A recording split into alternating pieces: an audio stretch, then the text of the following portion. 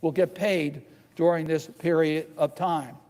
We've also provided money for the women business centers and the minority business development centers that are there in our community. Why? Because we got to get the message out to small businesses about these new tools, how they can access banks to get these 7A loans that are forgiven, that are actually grants, how they can apply to the Small Business Administration for disaster relief loans and get a cash advancement, how they can get relief from their current 7A and 504 loans. So we give money to these institutions so that these entrepreneur service groups, so they can help women businesses and minority businesses get access. And I must tell you, Madam President, we've also put a clear intent that we expect that financial institutions to make loans to all size small businesses in all communities, so that all communities can benefit from this legislation.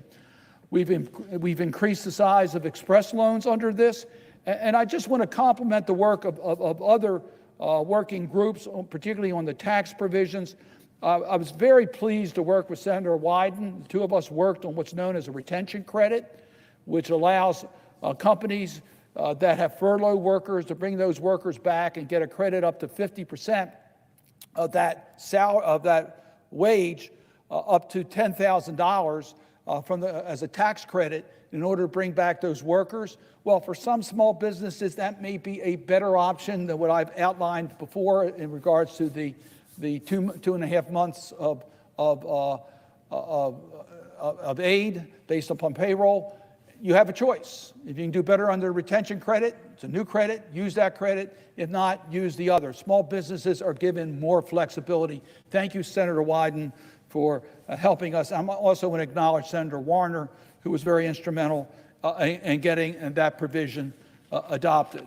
So, Madam President, you see there is a whole range of tools in here to keep small businesses operating, paying their workers so they don't have to reinvent their employees after this crisis is over, that they can keep qualified people employed, they get the paychecks, and our economy is ready to get back into shape. Now, there are many other provisions in this bill, including the cash payments under the IRS, $1,200 per taxpayer, that will help in this regard. When you put this all together, this is a robust package to bring our economy, to hold our economy so that it can perform at a level that it's ready to take off again without the dire consequences of people not having income in order to pay their bills.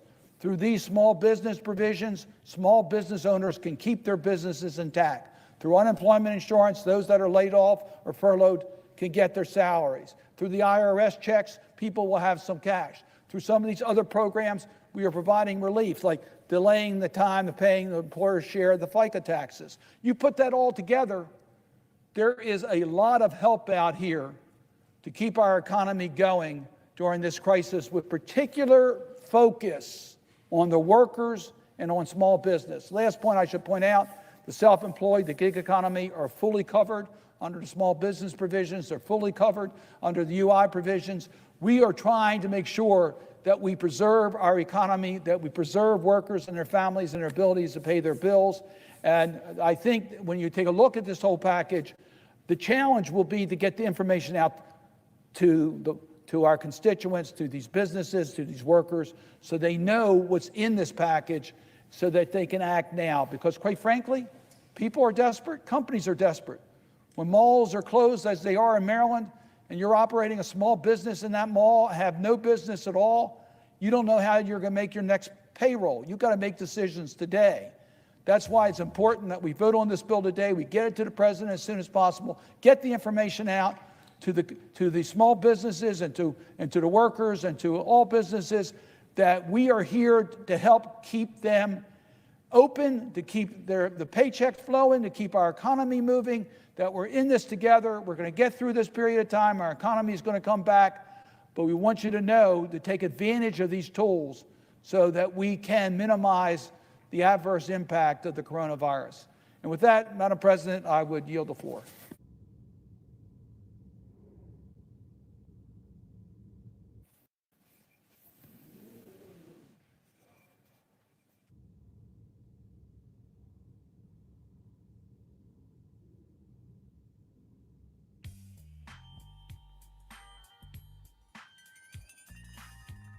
Alrighty, good morning, everybody.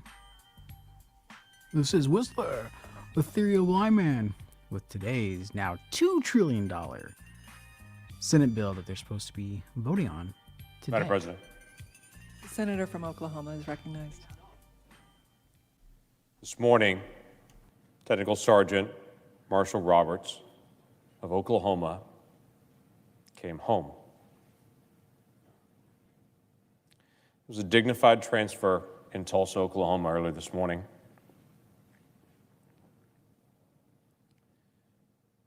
There were a lot of people that wanted to be there, but because of COVID-19 could not. But a lot of other folks were. Tech Sergeant Marshall Roberts was killed in Iraq Wednesday, March the 11th, when his unit was engaged by indirect enemy fire while they were sleeping. He was 17 miles north of Baghdad. He's deployed with the 219th Engineering Installation Squadron, a subordinate unit of the 138th, out of Tulsa, Oklahoma. He was in the process of building communications infrastructure as part of the fight against ISIS. The operation that Roberts served in, Operation Inherent Resolve, has been a vital part of protecting our nation and bringing stability to the region. Roberts enlisted in the Oklahoma Air National Guard in May of 2014. He was killed in action as the first Oklahoma Air National Guardsman who has died, but the 20th Oklahoma National Guardsman who has died since September the 11th of 2001. The perpetual comment that I heard from the folks that I talked to about Tech Sergeant Roberts was he was one of the good guys. He was always known for having a smile on his face, was selfless, he served others all the way to the end. The night of the attack, there's a truck launcher that fired off 30 Katyusha rockets at their camp as folks were sleeping. 18 of those rockets landed inside the camp facility. As the noise happened around him, Sergeant Roberts told his fellow airmen to get up, get going, get their body armor on. And as he stepped away to go warn other people to do the same, the rocket came. But some of the people standing right there that he had told them to get their body armor on, he saved their life. He was posthumously promoted.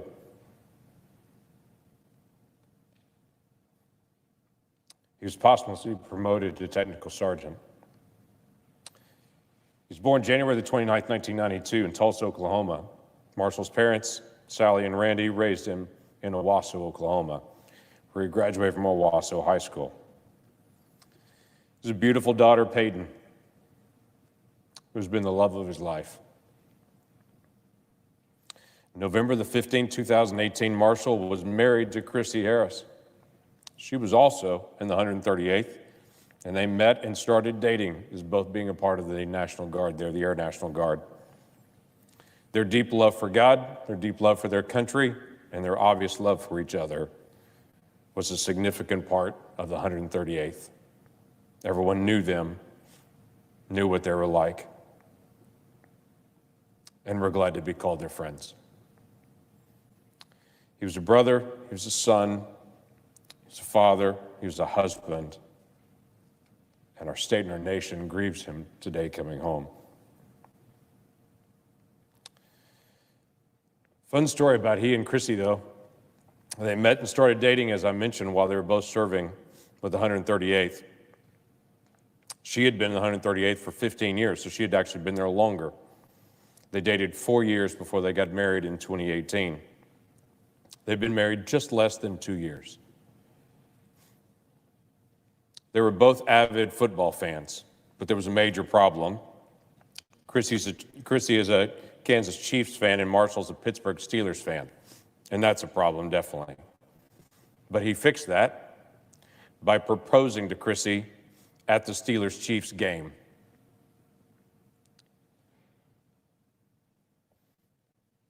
I have to tell you, for the family, for the folks that stood there today in Tulsa as he came home, they found a way to be able to love on each other. They found a way to be able to serve each other. And to the very end, they're still sacrificing for the country. Because the COVID-19 that's happening right now, they've chosen not to have a public memorial service and a close time for the family. And they're delaying that time till it's safer for all of the family and for all the community to be able to participate. Literally, their family continues the grief and the wait. One more sacrifice for their country and for their community. Today, all of Oklahoma is using a hashtag to just share messages with the family. A simple hashtag, hashtag TSGT Marshall Roberts. That's hashtag Technical Sergeant Marshall Roberts, if you want to know all the abbreviations on it, to be able to share a message of support and love for the family. Our nation is grateful, and we grieve with you for the loss today. Thank you to him and to his family for wearing the cloth of our country and for doing everything that our nation asked of him to the very end. Our nation lives in freedom because of folks like Marshall Roberts. And we will continue to stand with Christy and Peyton and with their family. With that, I yield.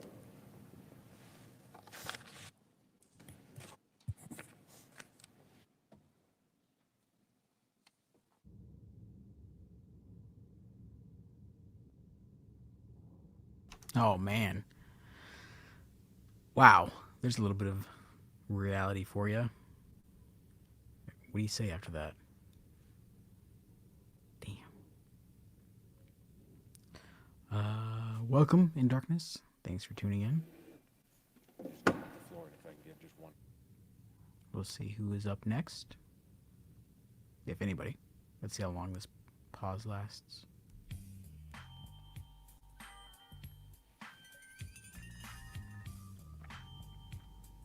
I'll get into the chat right now and check in with you guys.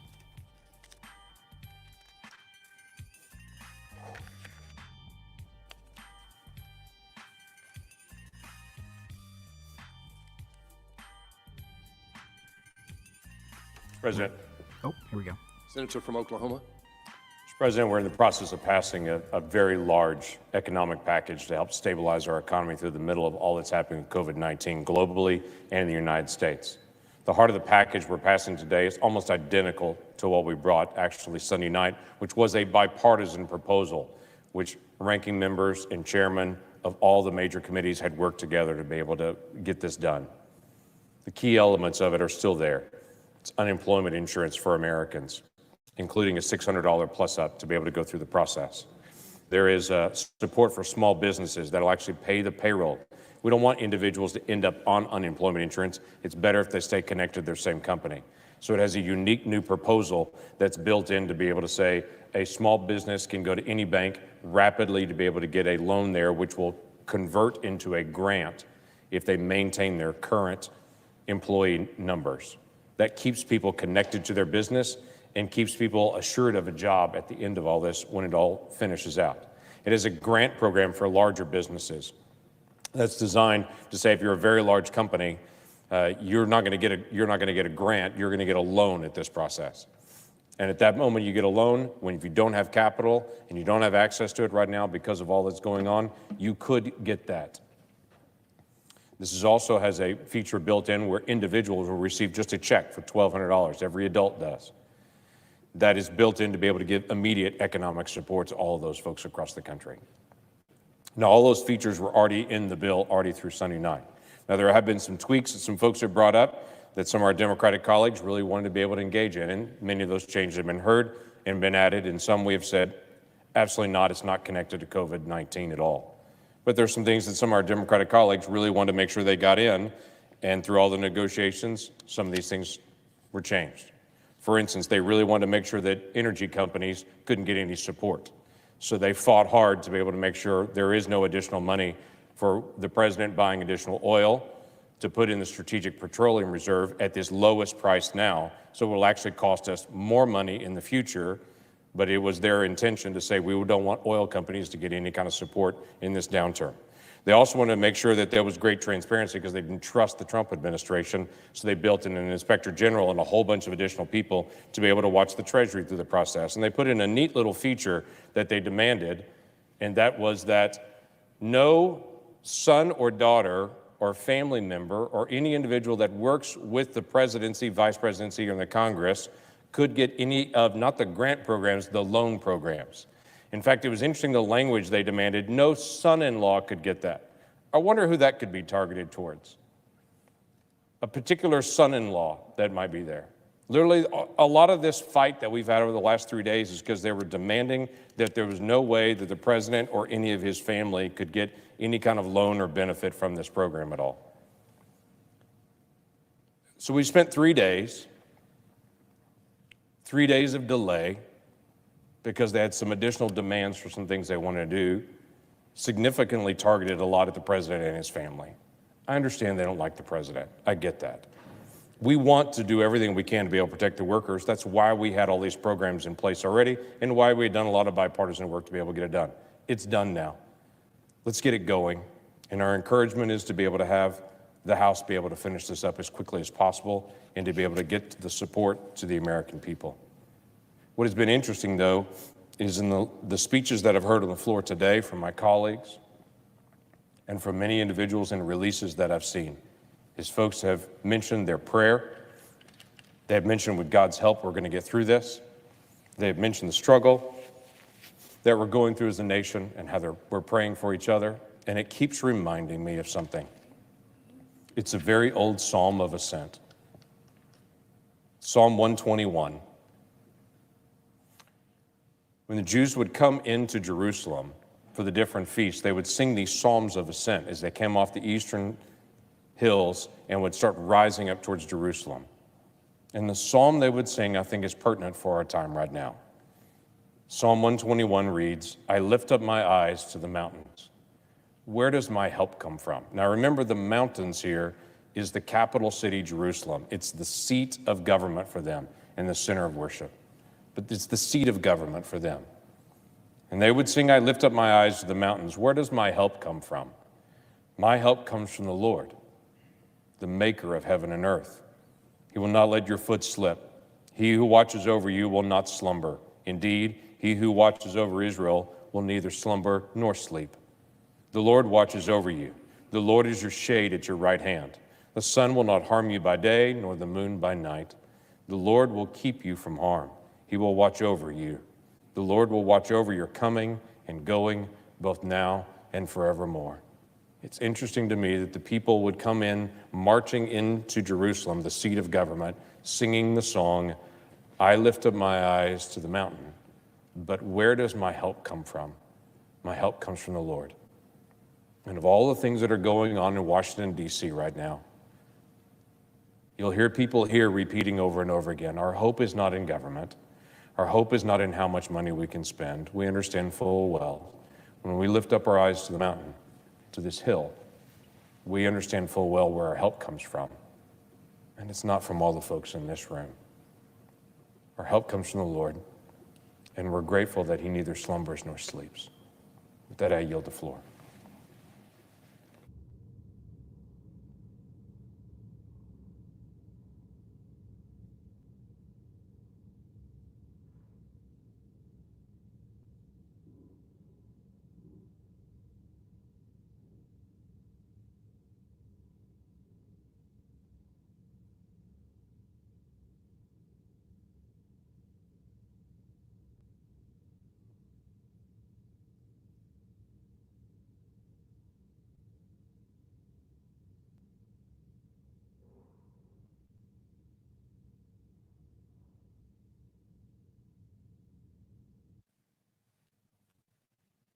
Mr. President, Senator from Arkansas. the deadly coronavirus that emerged from China late last year has now spread across the globe. The Chinese Communist Party deceived the world, even their own people, and unleashed the worst pandemic in a century on us all. Now it falls to us to defeat it. Here at home, a strange and unsettling hush has fallen over much of the country as businesses close and millions of Americans brace for what's to come. In New York, Seattle, New Orleans, and elsewhere, preparation for the virus has ended. The virus has arrived in force. The urgent battle to suppress it has begun. In emergency rooms and ICUs, courageous doctors and nurses are already locked in a battle to save the lives of their patients. Protective gear is in short supply, but their regard for safety and even family comes second to their duty. The days ahead will be a close-run thing in those cities as they struggle to keep their hospitals open and functioning. But make no mistake, the China virus will spare none of us. From the high rises of the big cities to the hills of the Ozarks. Soon the Senate will finally pass desperately needed emergency legislation for our nation, including a massive infusion of funds to our healthcare system. But this legislation isn't about stimulus. It's about survival. With this legislation behind us, Americans are beginning to ask, what's next? Yes, the virus is testing us already, and it has already touched most of us by closing our churches, shuttering our businesses, and threatening the jobs and retirement savings of millions of Americans, and of course, threatening our lives. It's only natural that so many are wondering anxiously when and how this unprecedented crisis will end. And when it ends, will their jobs still be there? How will they put food on the table? How will they pay the bills? Americans want to know the plan so they can do their part. More fundamentally, they want to know that there is a plan. Upended routines combined with worry about the future naturally breeds frustration. We are citizens, after all, not merely passive carriers of a deadly pathogen. This frustration has given rise to a new and growing argument that Americans can't wait any longer, that we ought to open back up and take our chances with this virus. After all, we can't stay inside forever. We can't, as the saying goes, let the cure be worse than the disease. The urgency to stave off economic collapse is, of course, understandable. And it's tempting to think that we face a simple choice between shutting down to fight the virus and opening up to save the economy. But the choice is not so simple. Some thoughtful observers note that the seasonal flu and automobile accidents kill more Americans annually than has this virus. That's true as far as it goes. But we're just at the beginning of this pandemic. And I have to add, the Javits Center in New York City has never been converted into a field hospital for the flu and car wrecks.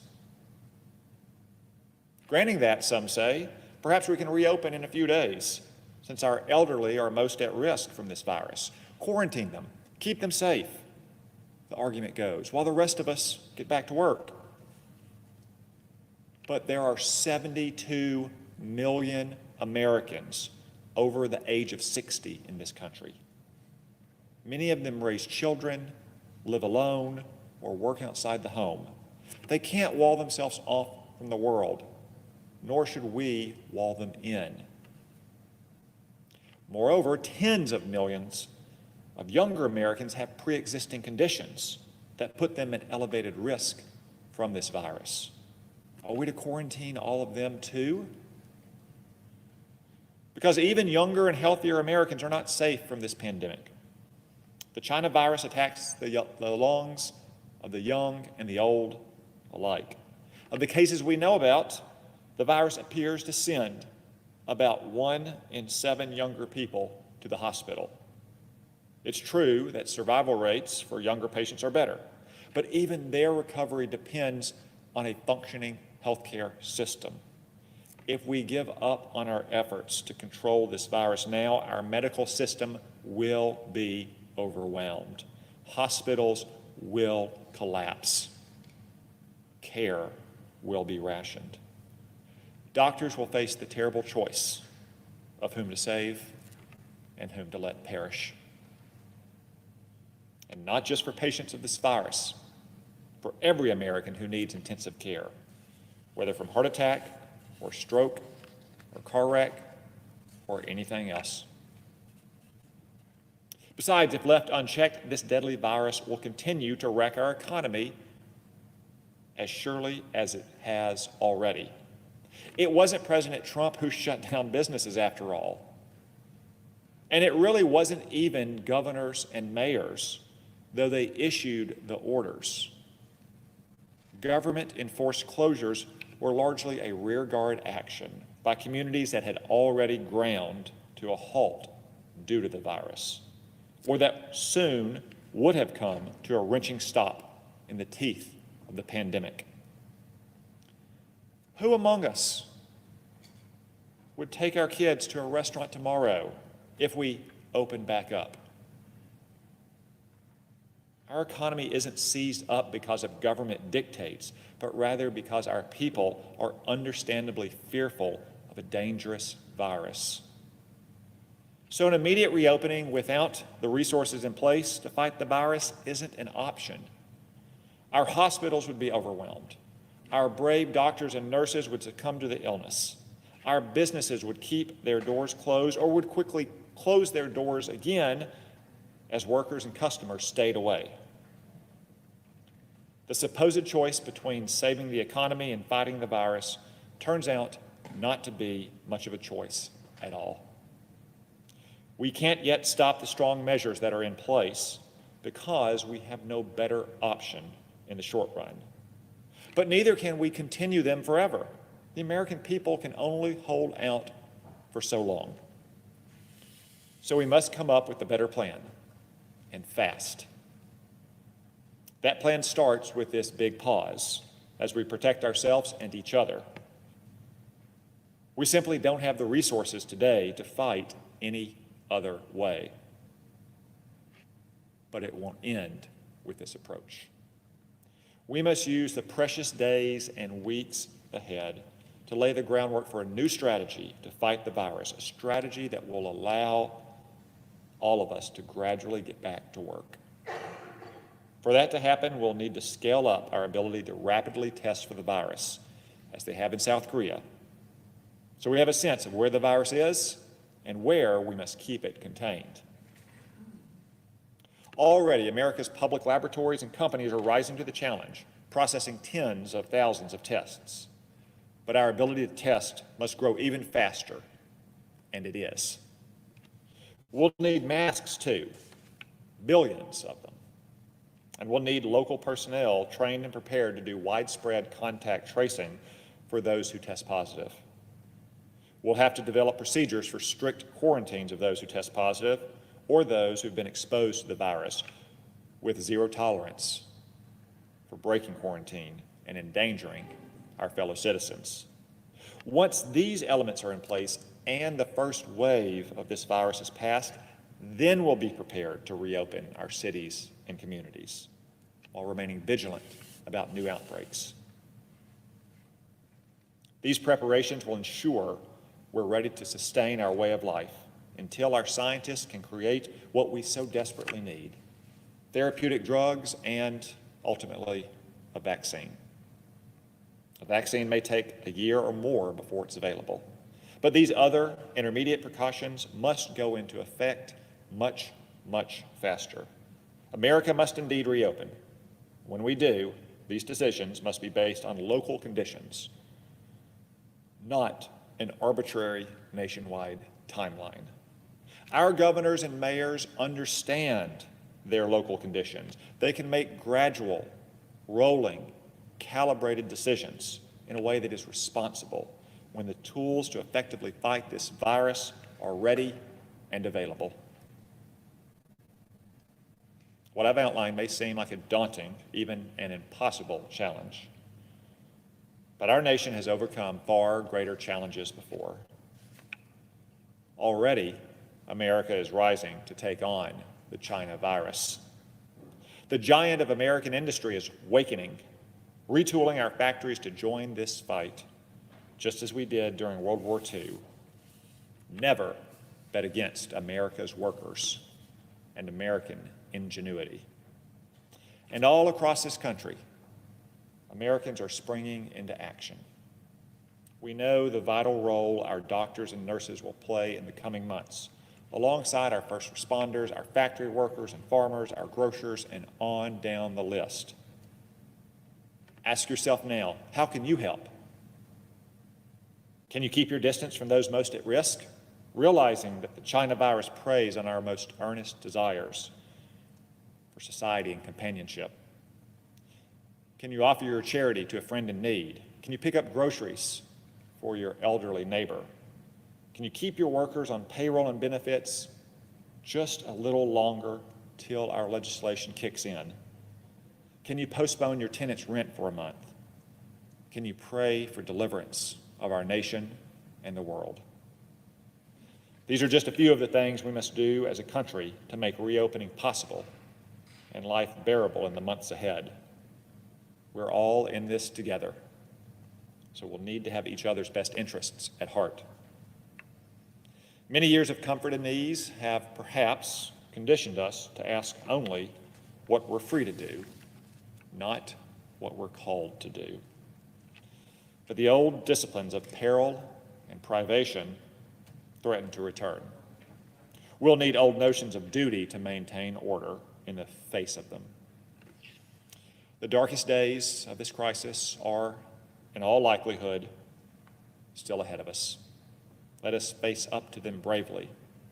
Let us acknowledge the troubles ahead, and let us devote our whole energy to winning this battle quickly so that the normal life of our nation can resume.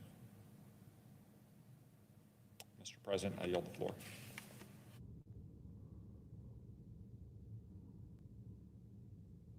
I'd like to say really quick, welcome Standing in the Wind. Hope you're doing well. Agency Percent. Hey, hey. And,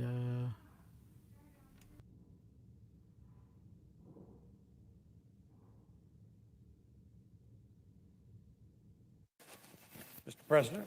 Senator from Texas.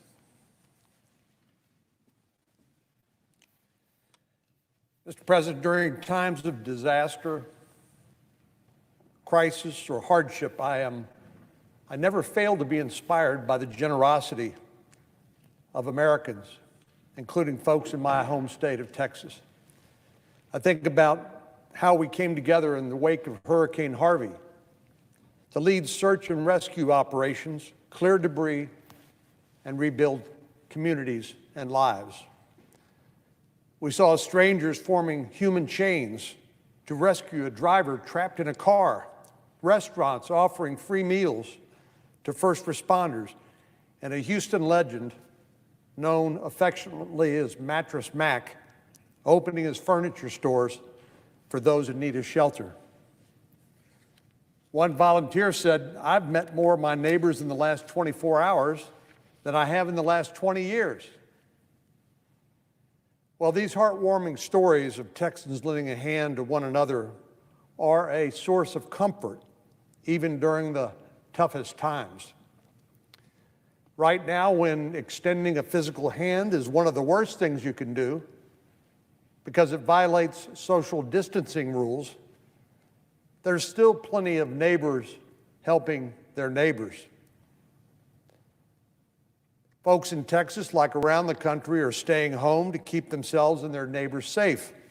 And we're seeing new and creative means of supporting one another. For example, a number of distilleries across the state have switched their production from vodka or whiskey to make hand sanitizer.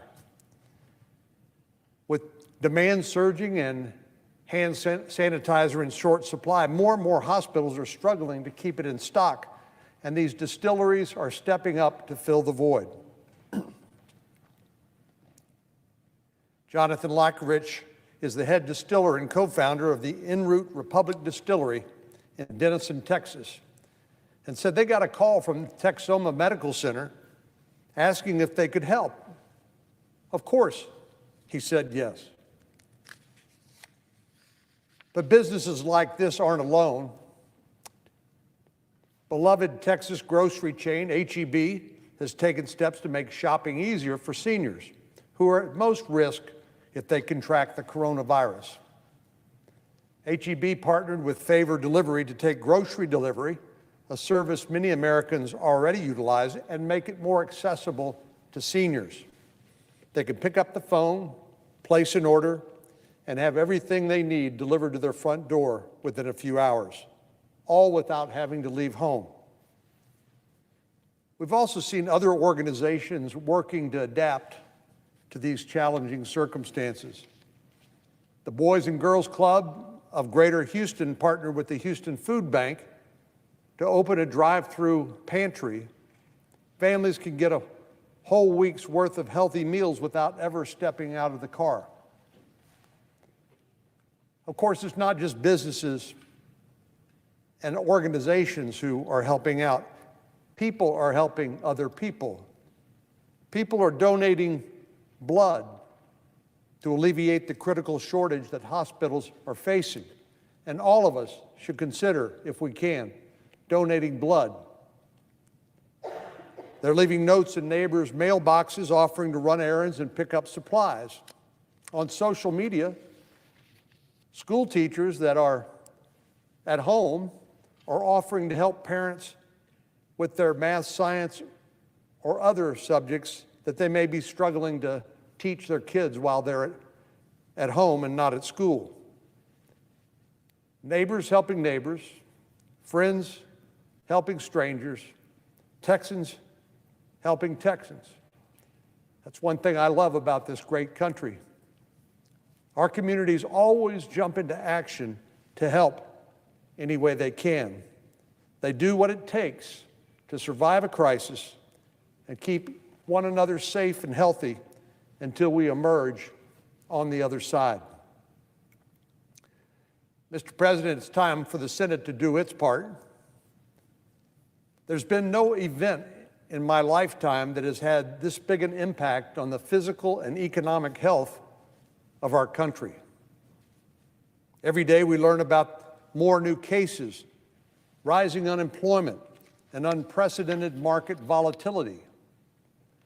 We have a responsibility to act and to act quickly in response to this dueling crisis. Already, we were able to work and send 2 bills to the President's desk for signature. The first sent vital support to healthcare professionals and first responders who are doing everything they can to treat patients and prepare for more cases. We also provided initial funding for development of a vaccine, clinical trials, and more diagnostic tests. The second bill we passed focused more on the small businesses and the individual workers who are impacted economically. It included changes in unemployment insurance so that those who find themselves out of a job can promptly take advantage of these benefits, and made paid sick and family leave available for workers impacted by the virus. That's what we did in these first 2 bills. Were they perfect? Well, no. The second bill in particular fell short in a number of areas. It was largely negotiated by Secretary of the Treasury Mnuchin and Speaker Pelosi. But we decided that in the interest of the greater good and the country and the people who were hurting during this crisis, that we in the Senate would pass it expeditiously. As the saying goes, you can't let the perfect be the enemy of the good. We acted quickly to get both bills to the President's desk because the circumstances demanded it. Sadly, over the last few days, our colleagues on the other side of the aisle have been oblivious to the sense of urgency that every other American seems to understand. After the original intense bipartisan negotiations, we were finalizing a third relief bill, which included, by definition, ideas from both Republicans and Democrats. We were optimistic that we'd be able to take up and pass the bill on Sunday, or at least get it started and pass the bill on Monday, but clearly that didn't happen. Our Democratic colleagues blocked us from even debating the bill, not once, but twice. The minority leader said the bill, which his members had helped write, wasn't good enough. He spent the next 3 days trying to change the bill to include provisions that he thought were more important priorities during a national emergency. Things like tax credits for solar panels and tighter emission standards for airlines, proposals that have absolutely nothing to do with this crisis. After a few incredulous days, America woke up to the news today that our Democratic colleagues are finally ready to stop this posturing and this obstruction and to get this job done. After blocking this bill twice and holding up this emergency lifeline, here's what the minority leader claims is a victory. He says the Democrats expanded unemployment insurance to help laid-off workers and those who are self-employed. But, Mr. President, as we all know, that was already part of the bill that had been negotiated between Democrats and Republicans. Then the minority leader said Americans will get direct aid, but we've been talking about that for weeks. That was part of the bill that Democrats blocked twice. And let's be clear about this. Here we are, members of the United States Congress, getting a paycheck, and they have the temerity to block 2 times emergency aid to people who have no income at all through no fault of their own. It's outrageous. Then the minority leader said he secured unprecedented aid for America's hospitals, but as it turns out, that was part of the bill Democrats blocked twice. It was the subject of bipartisan negotiations, and we thought a consensus. Well, the bill that Democrats blocked twice was a bipartisan bill to begin with. Democrats and Republicans worked together and agreed to each of these points before the first votes were cast. The minority leader's members had spent countless hours negotiating with Republicans. That's how you get things done. But then he single-handedly tries to take credit for the work that they have done. For days, Democrats needlessly blocked a bill that would have bolstered our fight to defeat this virus and protected our economy in the process. I am absolutely angry that they chose to waste so much valuable time when there are so many different people in need. But I'm also relieved that they finally agreed to quit playing their partisan games so we can vote on this legislation today. This bill sends desperately needed funding to hospitals that are struggling to manage an influx of patients and helps fight the shortage of masks and other personal protective equipment, one of the priorities my governor had mentioned to me. It provides the direct financial assistance that was already in the 2 bills that our Democratic colleagues blocked. A family of 4 will receive up to $3,400 under this legislation, which will go a long way to throwing that lifeline to them and cover their rent, groceries, electric bills, and other expenses until they can make other arrangements, like apply for unemployment insurance under our beefed-up provisions. This legislation will also provide relief for small businesses that are struggling to stay afloat. Many of these businesses have had to shut down because they've been ordered by the government to do so.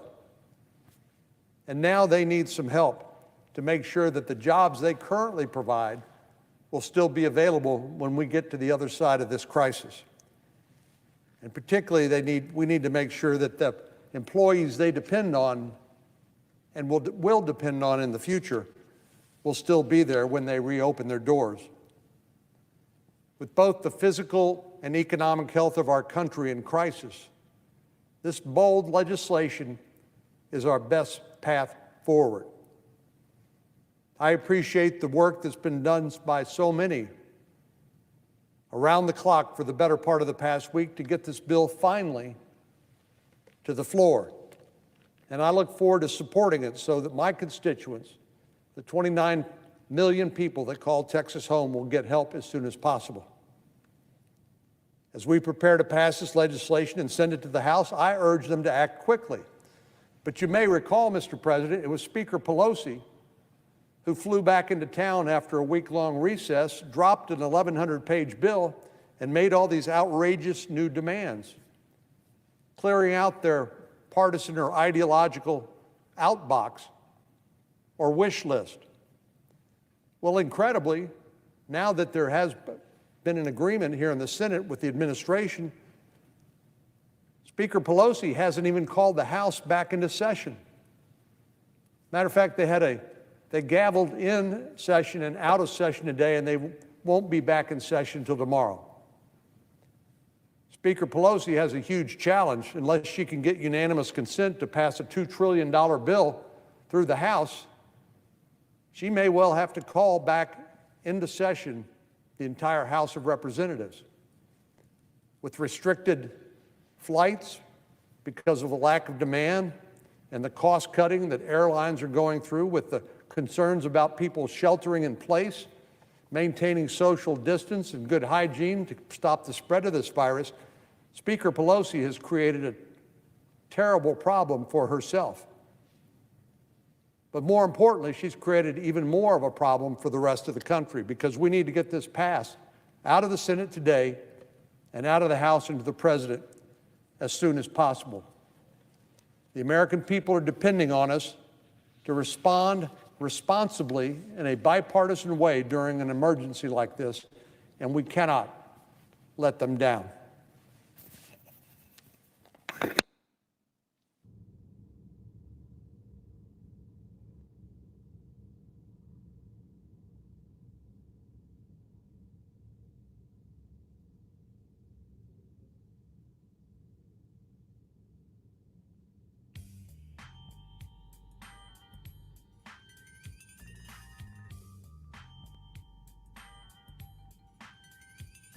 Alrighty, what do you guys think so far?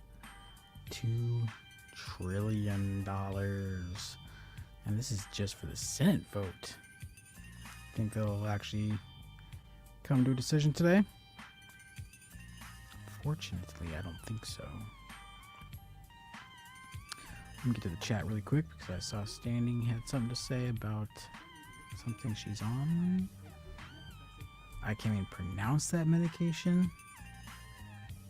But it's a form of chemo.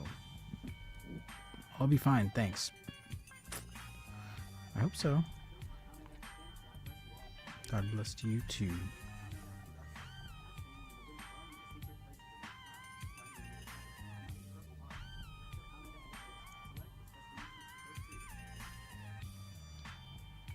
Sorry if you guys hear my voiceover. I don't have my headphones on right now.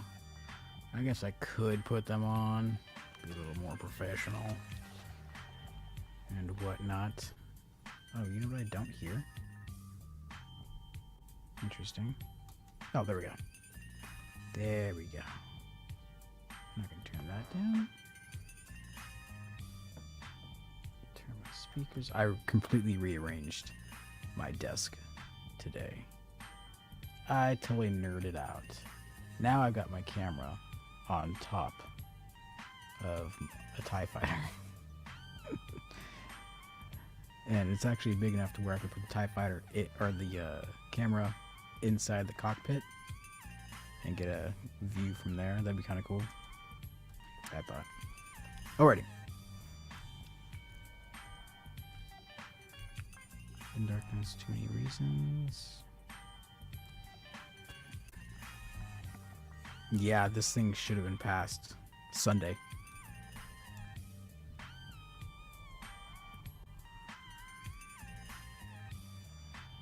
Too many reasons. Are you referring to why it's not passed? Man, this sucks too. Once I moved my stuff around, now I've got a frequency disturbance coming from somewhere. I got a cross wire somewhere. That's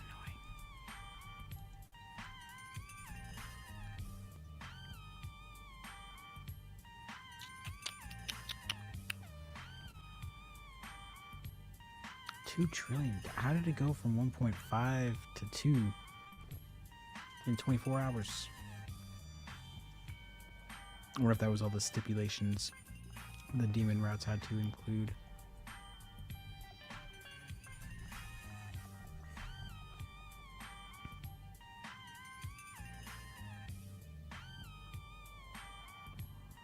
If anybody has the, I'm going to try to find it as well, but the print to the bill that they're currently discussing, can you drop the link in the chat below so people have it?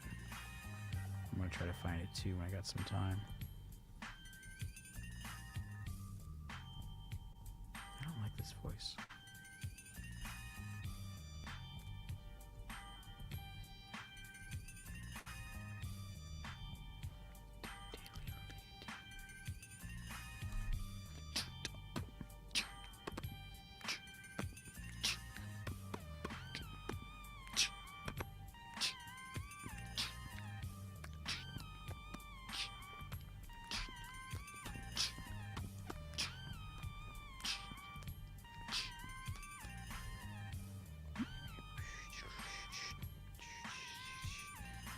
Who is up next?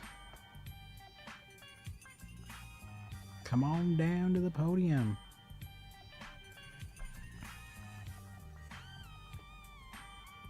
I think the House of Representatives debate will be interesting as well.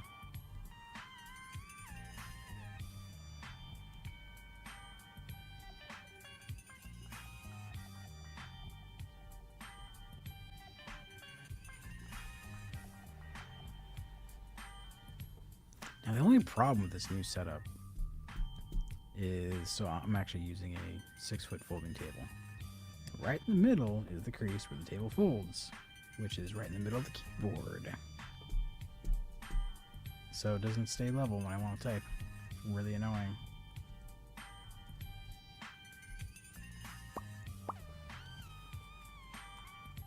And I take it since all of you are here, you got the notification. Some people have been leaving me comments on past videos saying they weren't notified again. So I put out a post today, just reminding people to make sure that they got the notification bell set to all.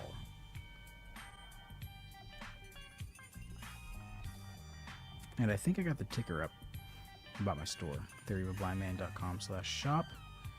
Spreadshirt is now reopened as of a couple days now, so that's good news.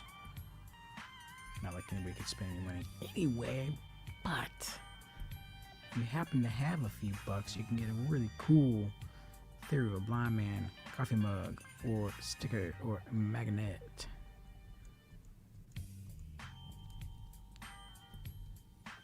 I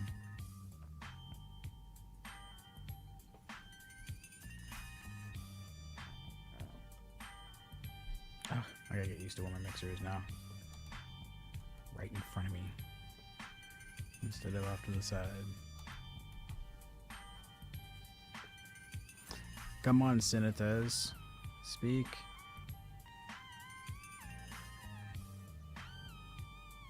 A communication interruption can only mean one thing: invasion. Oh, thanks in darkness. Appreciate that.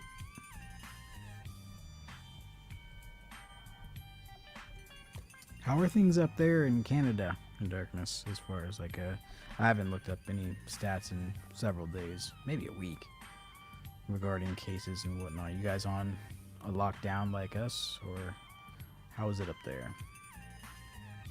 I guess I could just ask. Computer, how many cases of coronavirus in Canada? According to Reuters, as of March 25, 2020, there have been 2,792 cases confirmed of the novel coronavirus in Canada. Damn. Additionally, there have been 26 deaths and 112 recoveries confirmed due to the novel coronavirus in Canada. I'm gonna move to Canada. That's insane compared to us. We have quadrupled the amount in New York alone. That's crazy. Okay, so which one of these were off? Computer, sing me a song.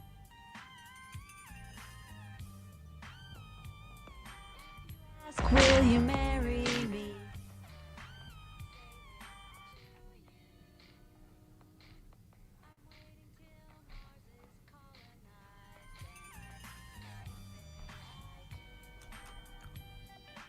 Wow, it was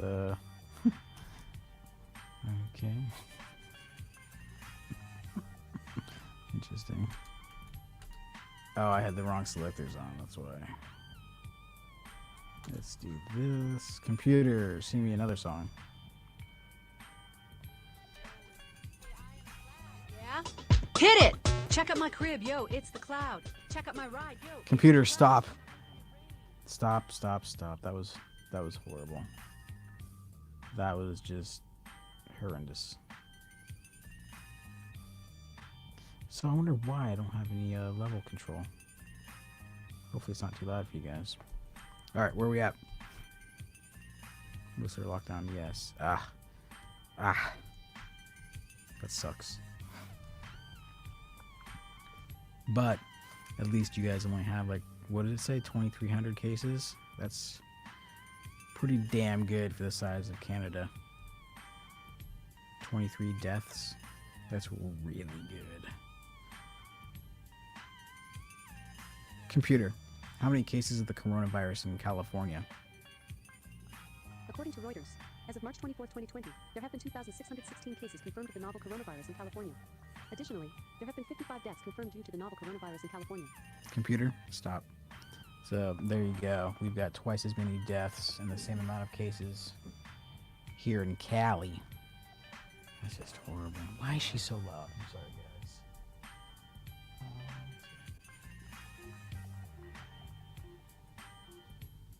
Let's see how that is. Computer, sing me a song.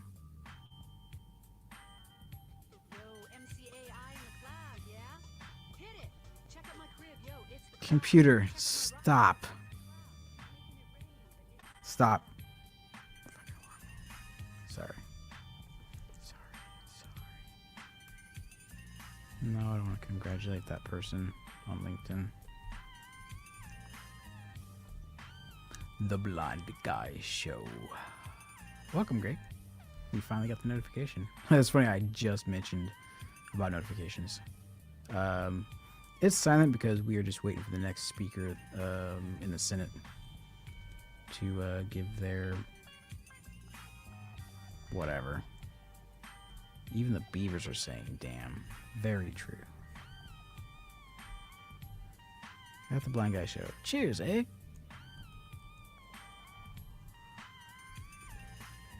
Hope you guys are ready for this Friday.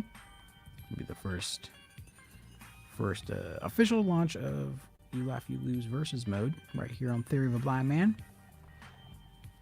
We got Walter, Greg. I think Shane wants to participate. Jason. So we got 4 right there. I'm not sure about Joe. I haven't heard from Joe in a while. Hope he's doing okay. I know he was sick last time, but hopefully he's doing well. Do I still have my music on? Yes. Come on, Senate. Move along. Move along. Mr. President, Senator from Tennessee. are we in Here a we go. quorum call? No. We are not. Thank you, Mr. President. You know, I have to say, last night was an unusually late night here in Washington, and we were all impatient, and our staffs were impatient. The press was impatient. And as we talked to people across the state, what we realized was they've long been running out of patience. And I've talked about that some on this floor, but for every factory worker and hourly worker and small business owner and songwriter and gig worker, they've all been telling me they are running out of time. And they have just really been very anxious for what was going to come about out of this chamber. And I know that in the days and weeks ahead, as we work through getting relief to communities and individuals and small business owners and large companies. Thank you for posting that, That Standing. there's going to be a lot of blame that is going to be thrown around. There are going to be some that are going to blame politicians. There are others that are going to blame the way the economy is structured. There are others still who are going to blame the healthcare system. But I will tell you, I think that there is a necessity to have a discussion about why we do have this current crisis, and it is because of the leadership of the Chinese government, the People's Republic of China, that leadership in Beijing. And we have gone round and round with activists and media on the point, and I shouldn't have to point out that when we say that China is to blame for the spread of the novel coronavirus that we call COVID-19. We do not mean the Chinese people as a whole, but yet we have some that do not want to say this is where it came from. I think we should stop that, and we should move forward with decisions based on fact, with decisions that are based on data. And we need to begin to collect those facts and to collect that data as it pertains to this disease. This is how we get to the antivirals. It's how we get to having a vaccine. And it's how we look at lessons learned so that we don't go back through this again, so that we plan to tackle some of the unexpected occurrences that will come our way. And as we talk about facts, we do know that COVID-19 originated in Wuhan, China. From there, it spread rapidly, and it has had devastating consequences. The economy is crumbling. We're working desperately to shore it up. Innocent people have been in the hospital or sick. I talked to one Tennessean this morning who said, I'm happy to report my husband is coming back around. He has been suffering for the last many days with COVID-19. We've got the world's healthcare professionals, and what are they doing? They are working to the point of exhaustion. And what you have is Beijing's reckless communist dogma, and they're trying to blame everybody else. And today we are going to move forward with the rescue package. This is the phase 3 package. It is the 4th tranche of money. I'm including in that the president's emergency declaration, which put about $50 billion toward fighting this. And as we do this, and as we say, what is our way forward on addressing this, what we have to do is realize that our relationship with China is going to need to change, and change for the better. There is no denying that the way they have conducted themselves has put that relationship on dangerous ground. And today I invite my colleagues to support the bicameral Senate Resolution 553 and acknowledged that Beijing intentionally spread misinformation to downplay the severity of COVID-19 and baselessly denied the risk of person-to-person transmission of the disease. They refused to cooperate with international health authorities, including the CDC. During the early days of the outbreak, they censored doctors and journalists. We all remember what happened with the late Dr. Lee when he tried to give us the warnings, and on top of everything else, they maliciously ignored the health and safety of ethnic minorities. Mr. President, this is the easy part. The facts are there. All we have to do is acknowledge the facts that are there and use this as a beginning, because this resolution is, as I said, it's bicameral, it is bipartisan in the House, and we have no reason not to push it forward and send the message that we realize what happened to cause a global pandemic. And after we acknowledge Beijing's gross malfeasance, we're going to adjust the way we think about China in the context of the economy, of our national defense, technology, human rights, and pharmaceutical manufacturing. When you think about it, the fact that Beijing intentionally downplayed the deadly nature of COVID-19 should come as no surprise. For decades, China has made a business, it has been their business, to search out our vulnerabilities, exploit those vulnerabilities, and then what do they try to do? They try to use that as leverage against us. So it is time for us to say no more. Now, here is another component, and I've talked about this week on the floor, our pharmaceutical supply chain.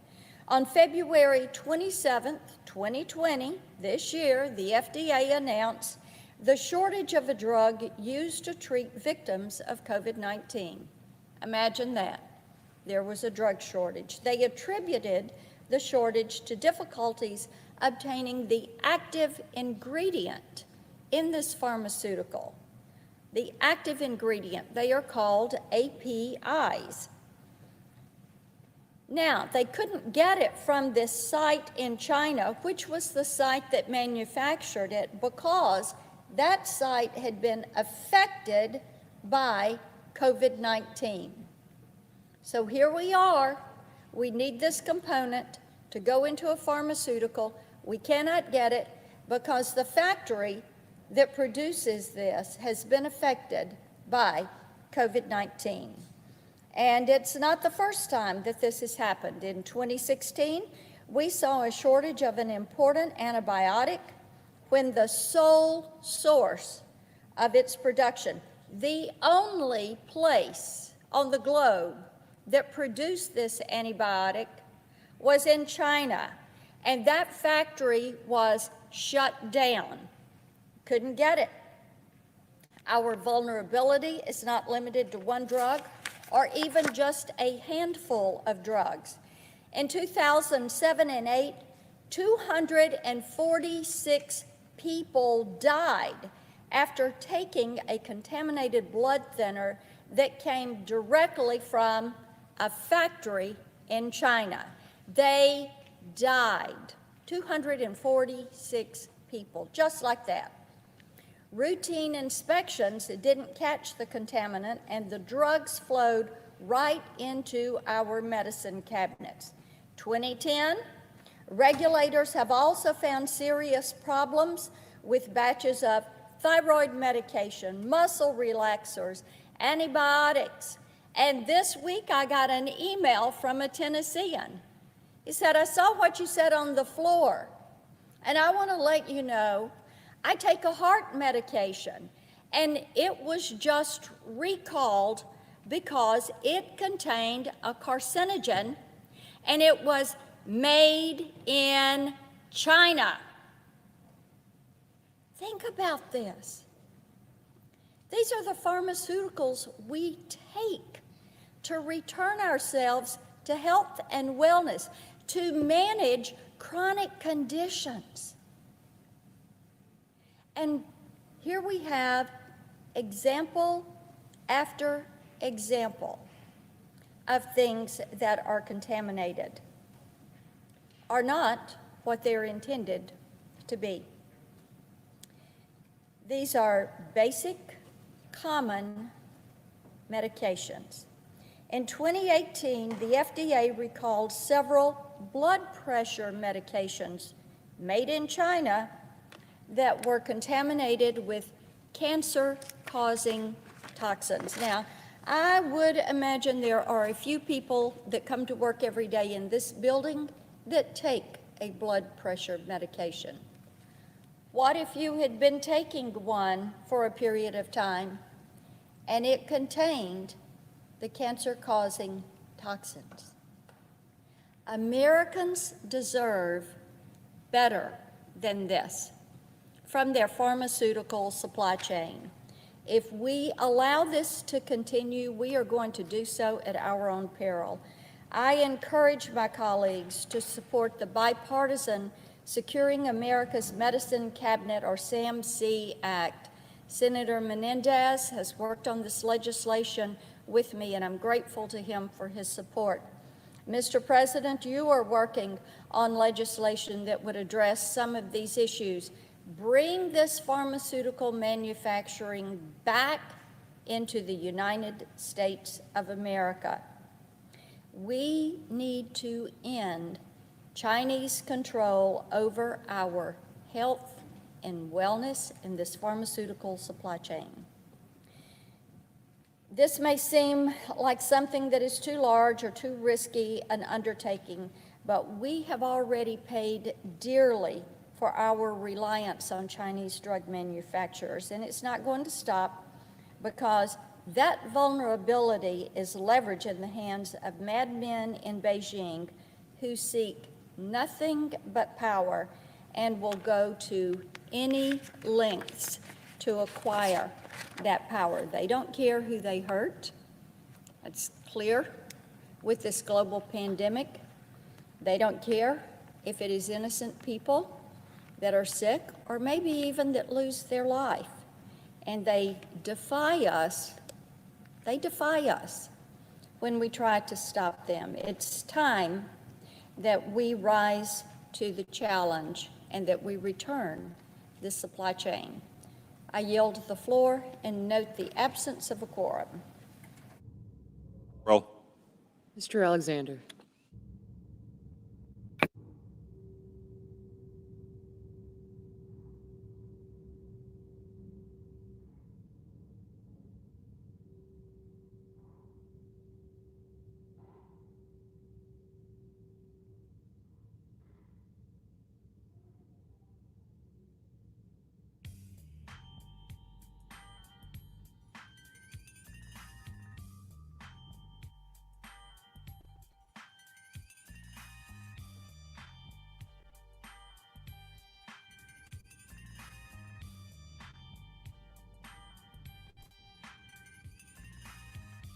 Mr. President, Senator from Indiana.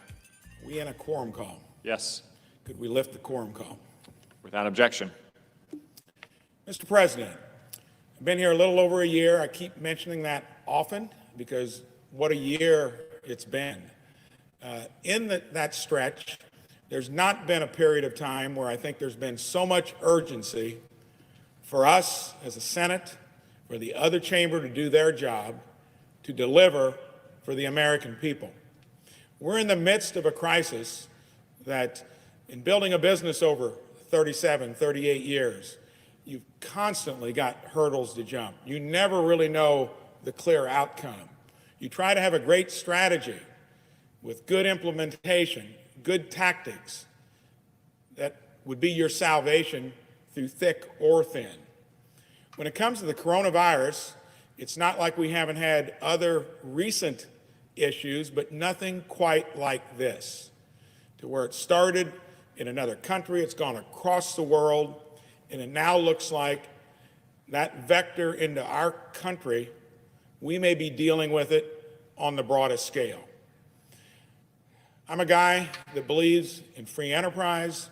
I don't like it when government has to step in, but I don't know what we would have done otherwise in this case. Until we tamp the disease down, until we get that curve flattened, no one is going to be at ease. We've invested 3-4 weeks of actual guidelines. We knew it was coming way before that. I'm hopeful that we've been doing a lot of the right things even before we were required to do them. So we can't relent on that course. On the other hand, never in my wildest dreams would I have imagined an economy could be affected like it has. Get stories from my home state of Indiana all the time.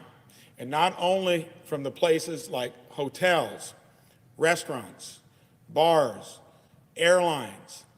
I think our senior senator actually either went home or came out here might have been the only person on the plane. That's a graphic example of how this is impacting commerce. The hotel owner I talked to, 2% occupancy in the week before. So we've come together. This past weekend, we worked through it.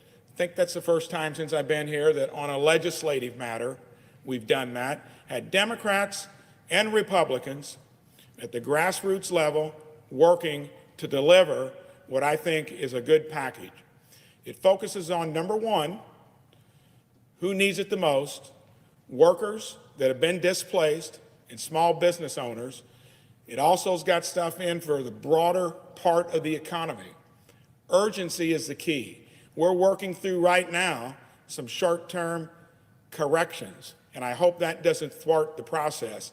We should have had this across the finish line Sunday evening to where it could have been delivered on Monday morning, and we wouldn't still have the nation on high alert about what we're going to do here, and it can only come from here in this case. I'm going to segue into, we need to get that done today, and I'm going to be for it.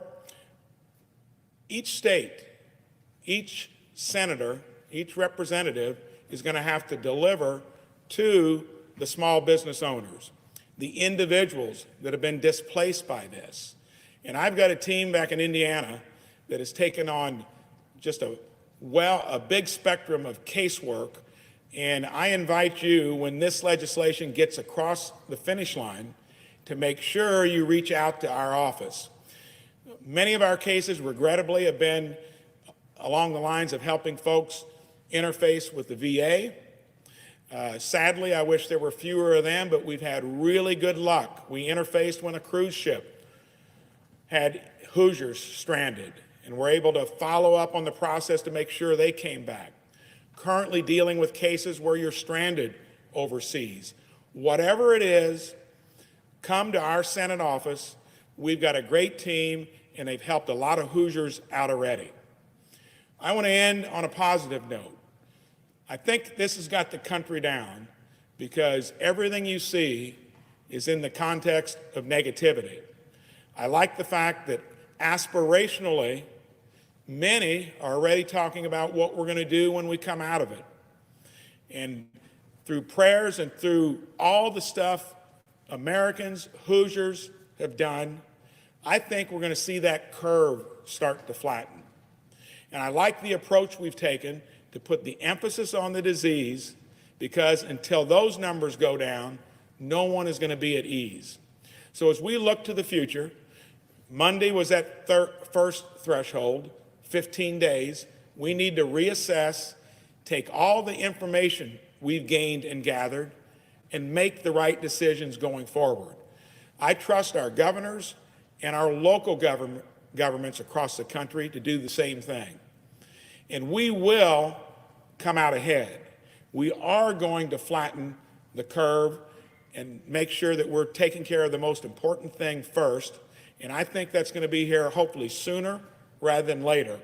And then we also need to be aspirational about what is going to really get this country back to business as usual. And that's when we can have Main Street going back the way it was a month or two ago, when we can recapture the best economy that we've probably ever had in history. And I know Hoosiers will do their job, they will be aspirational, and Americans across the country will do the same. I yield the floor. I notice the absence of a quorum. The clerk will call the roll. Mr. Alexander.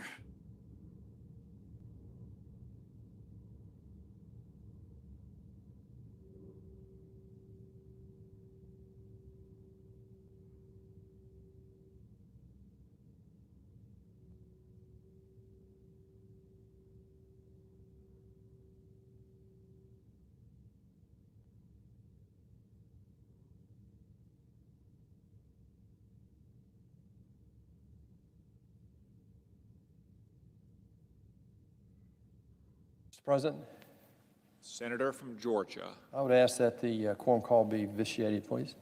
without objection. Mr. President, We're on the cusp of a historic bill today, bipartisan bill, that we took a different approach thanks to Republican leadership, where we put the leaders of each of the committees, both Democrat and Republicans, to focus on their portion of the needs behind this COVID-19 crisis. Before I get into my remarks today, though, I want to remind the colleagues here today that we have sponsored a resolution recognizing and thanking all the people in America who are stepping up and, as others said, put their own health and their family's health at risk to make sure that their neighbors and friends and patients and business partners are taken care of. I'm talking about supply chain people, healthcare workers, transportation workers, all the people in the country, ag industry, all the people in the country who are keeping the essential needs of our population going. While restaurants are closed, they have takeout services, even here in Washington, D.C. That is not an easy thing to do for those folks. It's a loss leader. They're losing money on it. And I wanted to make sure that we recognize in the midst of this crisis how Americans are responding. Americans always respond to crisis in a better way than anybody else in the history of the world, in my opinion. Sometimes we're not always the quickest to recognize that we're in a crisis, but right now we are responding to this one right here before us. As a matter of fact, Mr. President, I believe we have two crises today. One is obviously the medical crisis, the healthcare crisis that we now are characterizing as COVID-19 virus. We know how it originated, and we know now what other countries are learning from that who are ahead of us in the cycle. But because of that, we have a connecting economic crisis that we're trying to deal with in this piece of legislation today. I hope we can get this done tonight. I don't see any reason why we can't. We have a deal. There are some questions here in the last hour, but I think we'll get those done and hopefully get this voted on and get this voted on tonight. As we deal with these two crises, though, Mr. President, it's my suggestion that we look at this, how we address dealing with this crisis in three phases. One, we're in the middle of the first phase right now, and I would characterize it as mobilization, where we're identifying the severity of the disease, we're identifying who is the most vulnerable, we're identifying what we need to do to deal with it, and we're mobilizing behind that. We see a dramatic increase in the number of tests, thanks to Vice President Pence. We still have shortages of testing kits and swabs and reagents and even testing machines, but we have things like in my state where one of our major hospitals, Emory University Hospital, has their own testing. They can do it in a matter of hours versus days, and they're making that available to other hospitals in the state. This is all hands on deck. And they'll probably lose money doing that, Mr. President, but they're willing to do that. We have an apparel company in Georgia who has now shut down their business in apparel, and they have good orders, profitable orders. They're putting those aside to make masks to try to help fill the need there in those shortages. But the mobilization phase is where we are today. We're identifying, based on the experiences of other countries, what we might expect here. We have hot spots in our country, just like other countries have had. We saw what happened in Wuhan and Hubei province in China. I've been there. It's a very old population, older population. They were late getting to the identification and treatment and isolation, and we see the repercussions of that. But what we can learn from is that they are ahead of us in the cycle. However they dealt with that in the early days, we see now how they have dealt with that crisis and what's happening to the numbers, and we can learn from that. And I'll talk about that in a second.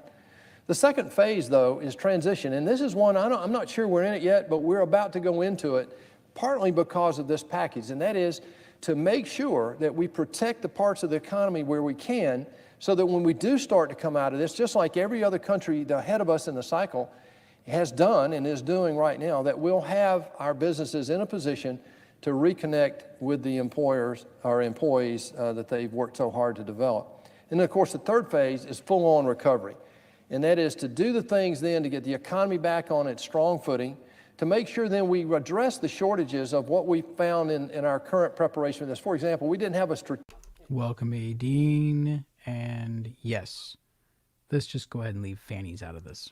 Strategic stockpile of some of these essential medical essentials that we needed in the identification, testing, and treatment of this particular virus. That recovery will take some time. But at the same time, the way America always responds to this is that I believe we can respond very quickly if we get the transition phase correct. And that's what I want to talk about today. As we look at the medical crisis, though, we understand now through a lot of data outside of the U.S., and I will caveat this, that each country's experience is just a little bit different. I would also comment that there's a lot of noise in the data that I see around the world right now. The medical community is doing a great job of trying to aggregate this data to see how it applies to our needs here at home. I give our doctors and nurses and caregivers the highest thank you I can for what they're doing here and all over the world for that matter. But what the experience is in Italy might not be the same as it is here. The experience in South Korea might not be the same as it is here. So we have to look at those and be very careful that we don't try to extrapolate either the severity or the lack of severity as being applicable here. This particular, what we do know though, before I get to the bill, is that in the World Health Organization just this week has published an update to their numbers, and they're characterizing this disease this way. And look, every country has a little bit different infection rate, a little different mortality rate. I believe the United States, because we haven't tested as broadly as some of the other countries like South Korea have done, we don't know what the denominator is yet, so we really don't know what the mortality rate is or the infection rate for that matter. But this is what the World Health Organization is doing. Just to put this in perspective, that about 80% of the people infected with this COVID-19 virus will probably have a mild, that's the way they characterize it, a mild experience with this disease. 15% will be serious enough to go to a hospital particularly, and then of that 5% will be critical patients, typically generally toward the more vulnerable patients, elderly, people with respiratory existing diseases, and or potentially immune deficiencies. As we deal with that medical crisis, and we've poured a lot of resources toward that in the first two phases of help, in addition to what the President did with his $50 billion allocation earlier. This bill, almost $2 trillion of aid as we see it, toward businesses and communities and states to make sure that we can weather this storm. This bill, let's be very clear about this. This is not about companies. This is about employees. This is about the people who work for employers, either in their own business or in somebody else's business. This is all about employees. It is merely a financial bridge to get through this period of time to get into that recovery phase that I'm trying to describe here a little earlier. It's about the employer-employee relationship and to make sure that we keep that relationship intact. Look, in the last 3 years, we've created 7.5 million new jobs. Prior to this crisis, this virus crisis, we had an economy that was just booming, created 7.5 million new jobs.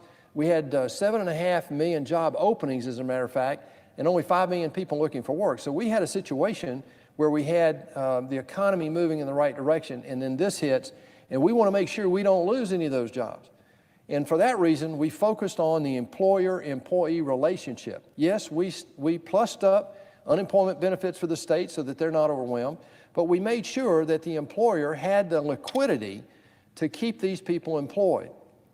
And in that vein, we did not want to have a liquidity crisis, which we could very well have right now because of shutting these businesses down. We didn't want that liquidity crisis to turn into an insolvency crisis. We can deal with a liquidity issue. It's very difficult to come back and deal with companies that have gone insolvent and are now in bankruptcy proceedings. That is a very long and difficult process. It's difficult to come back from. We do not want to do that, and that was the primary purpose of most of the facets of this bill, some $2 trillion. I'll say this about that. There are two major components to do that. One is a small business contingency. Now, a little over 50% of the people who work in America work for companies that have 500 employees or fewer. That's a new learning for me. That's changed dramatically. But it is the engine. This is not new news. This is the engine of new job growth. We know that in the last 3 years. Well, we have $350 billion directly targeted toward those small businesses, who can then, by the way, go to their existing local banker and get this facility done, a government-backed loan guarantee. In addition to that, there's $454 billion directed at other businesses, plus another $58 billion towards strategically important industries like our airline industry and so forth. And again, most of this money is in the form of loan guarantees to provide liquidity to keep the employee employed with their employer. It's no more difficult than that. But one other thing that's not being talked about, and I want to highlight this, and that is $454 billion is historic. That's a lot of money. But it has the ability through the Treasury that they can actually lever that up in terms of the way that the money goes out to banks. It can be levered up to $3 or $4 trillion. So what we're talking about here is the potential of up to $5 trillion of liquidity into our economy. This is historic. It should be enough to shock the system to see, okay, there's going to be liquidity there. There may be some growing pains in the early days, but the liquidity is going to be there to weather this storm, to bridge this crisis. I want to look at what's next. Talk about this transition phase and maybe even the recovery phase for a second. The first thing we have to do is we have to really learn from other countries that they're ahead of us in the cycle. For example, it took about 6 to 8 weeks for China, even with their mistakes, it took about 6 to 8 weeks to go from 0 to their maximum number. But we know that the disease has a life cycle. If somebody is infected with it, if they survive, they come on the backside. And so far, there's over 70,000 people that have had the disease in China and are healthy now. We know from anecdotal evidence on the ground that about 80% of the employed workers in China are beginning to go back to work, and almost 90% of factories. This is outside of Hubei province, outside of Wuhan and Hubei province. They're going back to work. In South Korea, the learning there is testing, testing, testing, but more than that, they also tracked contacts. Now, there are 50 million people in South Korea. We have 330 million. It's a little different here, but in certain cities and states, they can certainly look at doing that. So we have to learn from countries like South Korea and Japan, Singapore, Hong Kong, Australia, and even China, because they're ahead of us in this cycle. We should be in the first few weeks of this cycle going from 0 to whatever our maximum number is, but it's the number of active cases that's the most important, not the number of total cases. So the mortality rate is yet to be determined because we don't really know the denominator, but I believe if we can test more, and the acceleration curve, according to Vice President Pence, is underway right now, that we will have that ability to do. Contact tracking is another, and then isolation is another one we have to think about. Unfortunately, we have hotspots. In the Ebola crisis in Africa, what we learned from the medical community was if they could put a full court press on the areas of flaring where we had the disease flare up and isolate it where they didn't have people traveling outside of those areas. So isolation by geography and demography are unfortunately called for if we're going to do everything we have to do to control this disease in the time frame that we should. The third thing I'll highlight briefly is I believe right now this shows that we were behind in terms of our preparation for a pandemic like this. There's no question about it in the country and the world. We can point fingers and blame. That's not my purpose today. What I want to talk about is this. In America, and if we can bring the world's resources with data, this is the big thing. We have limited data in the United States. There are other countries that have a lot of data.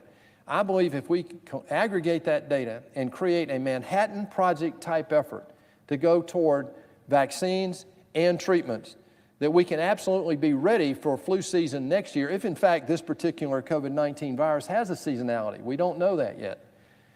In conclusion, Mr. President, there is no question that this is a moment of challenge in America.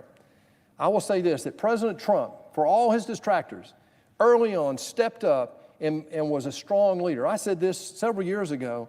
He reminded me of Winston Churchill, irascible but effective in getting results. And that's what we've had early on. Right now, we need a steady hand to make sure we don't kill the economy while we kill this disease. And my only point is in this transition period, and nobody has all the answers yet, we need to start asking the questions of what can we do in this transition period to find a balance between protecting life and protecting the economy long term so that when people get well, they'll have a job to go back to and we'll have an economy that can help the world prepare for the next pandemic that we're talking about here. The American people have the best spirit, I believe, in the history of the world when it comes to dealing with this crisis. I've talked about a couple of examples in my state. The airlines right now are another one. I know that Delta is one of the primary airline carriers we have in the country. They're keeping some flights on. I know I have a reservation on a commercial flight later this week, and I asked my assistant, you sure I can get a seat on that plane? She said, yeah, there are only 5 people who have booked a seat on that plane. So it shows that people are trying to do their part here. Neighbors, people going to grocery stores for their neighbors, taking care picking up mail, doing anything they can to protect the people that are at risk. In small communities, we know how to do that. In major cities, it's more difficult, but it's even possible there. I'll conclude with this, Mr. President. There is a day coming, and it's not that far off, that we'll be behind the top end of this curve in America. We will have lost some lives. That's unfortunate. We all regret that. But what we have to do now is to make sure we prepare ourselves for this transition phase, that while we're coming and still dealing with people who are getting the disease is... I got a pub name for you. How about the Fanny Back Pub or the Fanny Back Public House? I crack myself up. On the wane, and the economy needs to be brought back so that we can make sure that we can prepare this country for the next round that we may or may not see in the future. With that, I yield the floor.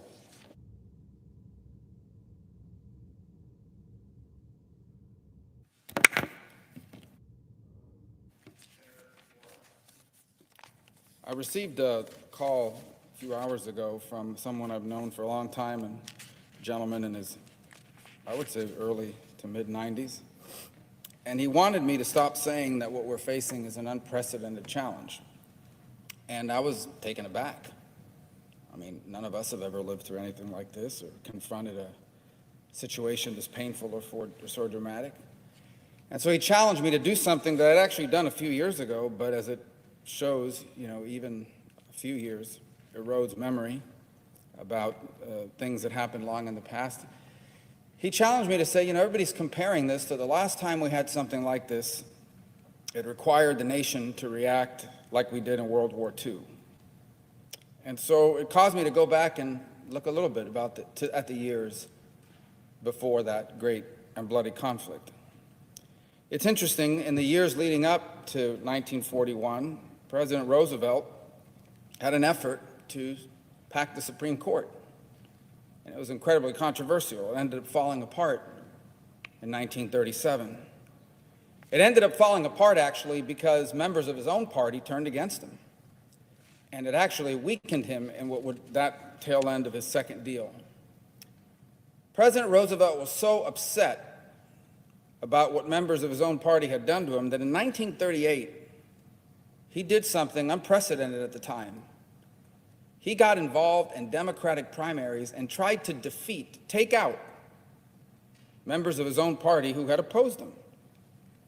Not only did he lose badly in that effort, I think he only won one of those seats that he went after. As a result of what he did, his party lost 6 seats in the Senate, 71 in the House, and ultimately, in this very chamber, a Republican, Robert Taft, was able to put together a coalition with conservative Democrats and basically block President Roosevelt's agenda leading into 1940. Then in 1940, Roosevelt did something else that was unprecedented and highly controversial. He announced, although it was legal, that he was running for a third term. He was, at that point, defying a long precedent that had been set by the nation's first president. And then, to make matters even more interesting, his own vice president, who had turned on him on the court issue, he had to kick him off the ballot. He told them, if you nominate him as vice president, I will refuse the nomination. And ultimately, he was reelected on a promise, ultimately reelected by a pretty big margin, but he had to make a promise: I will keep this country out of war. This sets the stage going into November, December 1940. A president that had spent the last 3 years battling his own party, had seen his own agenda slowed and stifled, and then had to kick off his own vice president after getting involved in primaries against his own party. He loses a large number of seats in the House and in the Senate, has a coalition form against him to block him, and then has to make a promise: we're not going to war. All the while, understanding that what was happening in Europe would eventually reach us, and he was preparing for war. And why he made that promise was pretty fundamental. Going to war was not popular in this country. Millions of Americans, particularly those at the time you couldn't really travel abroad, had no connections to Europe. They looked at World War I as a European war, and they looked at the Second World War as just another trick to get America sucked back into a war that had to do with Europeans and not with them. Prominent voices, chief among them, Charles Lindbergh, traveled the country blasting the president as a warmonger in the strongest possible terms. There was actually a student anti-war movement.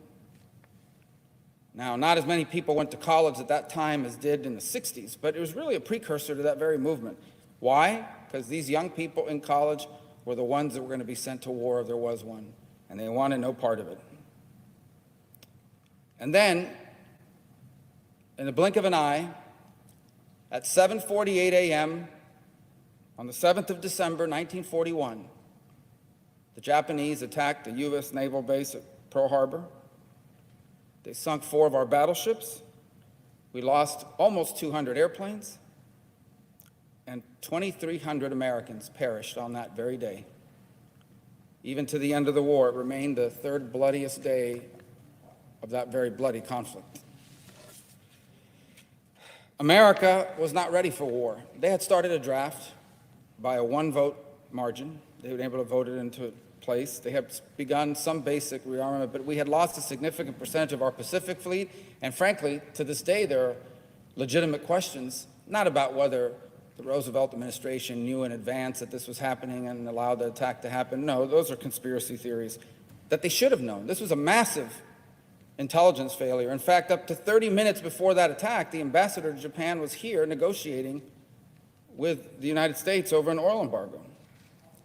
And America, by the way, was not a society at peace. This was a nation deeply divided, a segregated nation that discriminated against citizens of color.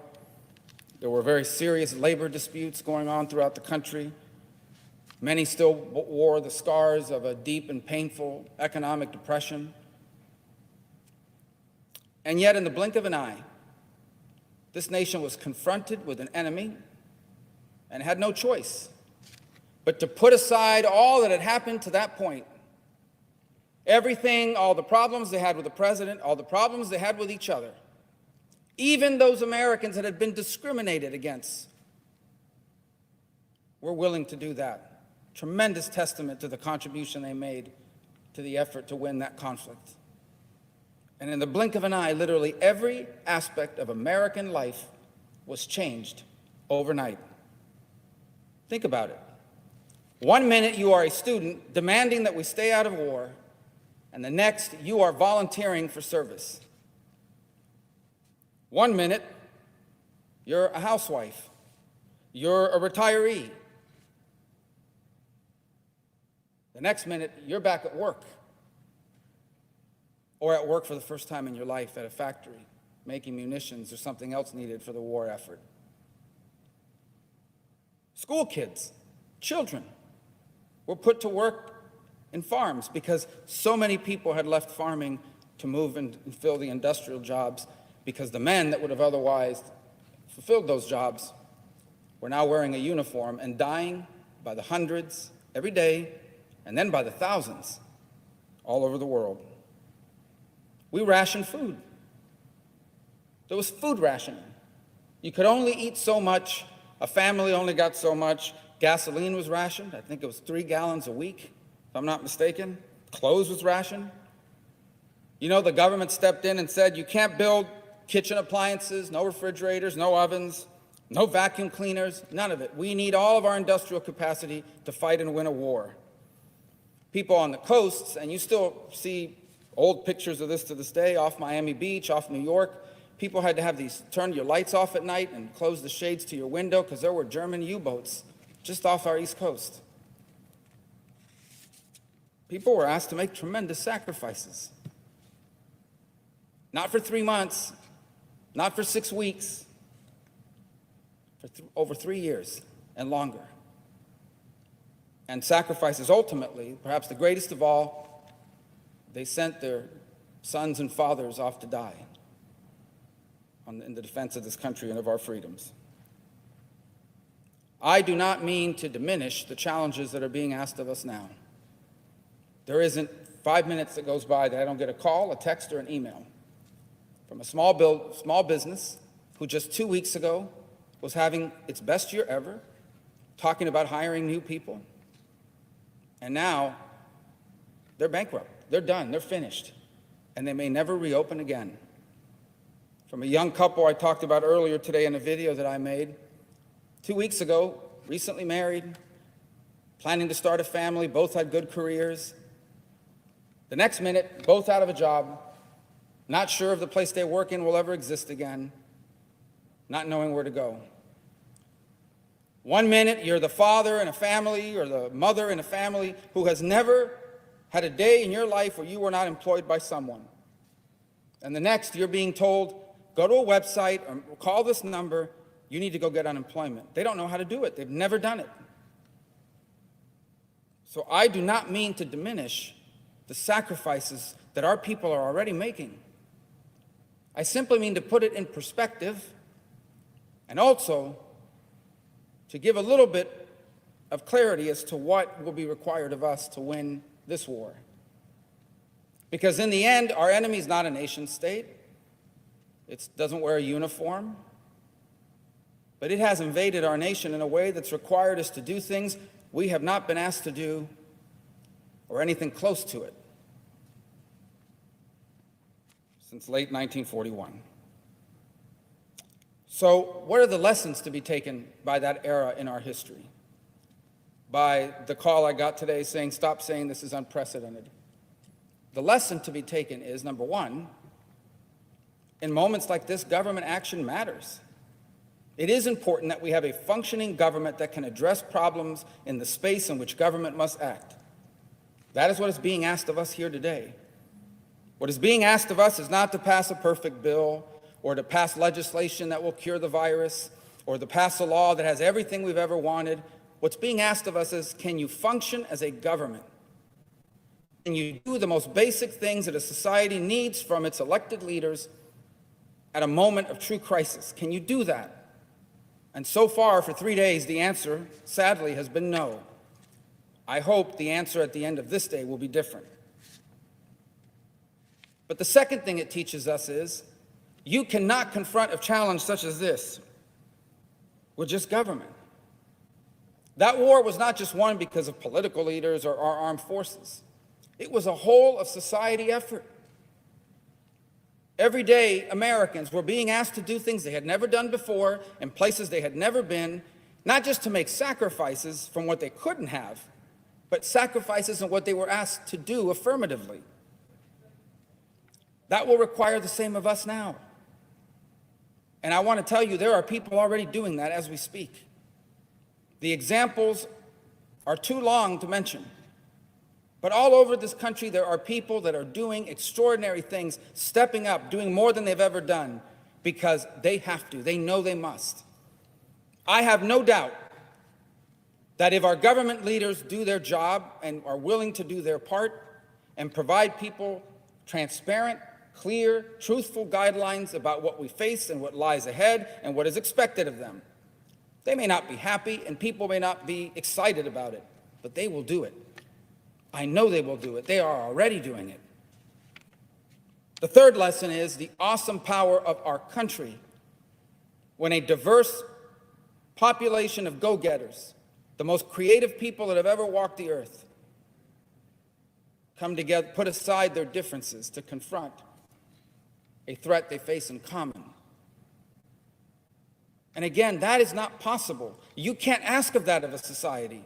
You can't ask people to put aside their differences, put aside the trivial, put aside the things they don't agree on, and focus on the one thing that threatens us all. You can't ask them to do that if you're not willing to do it yourself. And it appears, at least up till this moment, that we have failed to do it. I hope today is a difference in that regard. We shall see. But it takes me back to the point I made originally. What is our job in this? Well, let me say that we are asking, and I say we, those of us in government at every level, are asking of our people to do some very difficult things. We're asking high school seniors, including one that lives in my home, to be the first in I don't know how many generations that won't have a prom, won't have a senior trip, won't have a graduation. Now, I know all those things may seem trivial and pale in comparison to World War II. But for a 17-year-old, these are a rite of passage. And there are many high school seniors in this country that will not get that this year. We're going to ask small businesses, and have asked them already, you need to close your doors. You can't open, you can't work, you can't make money, you can't allow customers to come in. We've asked people not to go to work. In fact, we've told them not to leave their homes. Over half this country is on an order, don't leave your house unless you're going to the doctor, the pharmacy, the gas station, or the grocery store. We're asking nurses and doctors to confront a virus that can infect them and their families and kill them and their families, just like anybody else, to do so on double shifts, oftentimes without the gear and the equipment to protect them.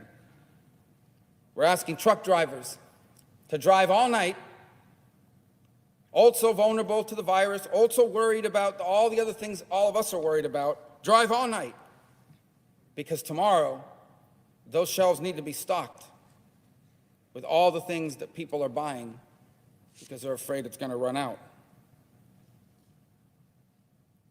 And how can we ask that of our society if for 3.5 days we can't even vote on a law? We can't even walk to the front of this place and lift our finger up or down and say yes or no. We can't even do that. Spending the taxpayers' money on behalf of the taxpayers in a moment of critical crisis? I don't mean to be negative because, frankly, I hope that today is a day we'll get this solved, but there are still other people who have to weigh in here. In the House, outside commentators, people still emailing and texting, can we change this, can we change that?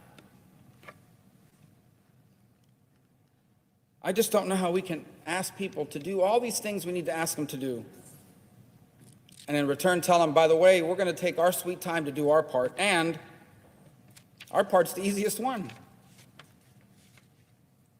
And you can just imagine, extrapolate what we're facing now and take it back to 1941. Imagine if back then people would have been saying, boy, this is a great chance. This is a good opportunity to get back at FDR. This is a great opportunity now. He's in war. Let's roll back the New Deal. Let's really stick it to him for what he did 6 years ago with that court thing. Or the reverse, if he would have said, boy, this is a good opportunity to use the war powers that a president has to steamroll my political opponents and put in place whatever I want and run them over. Or imagine if we were saying, we need to build a lot of ships, but I'm not going to vote to build it unless you're building it in my state. I don't want to go any deeper into that because I don't mean that to say that some of the issues that people raise around here are not legitimate issues. They are.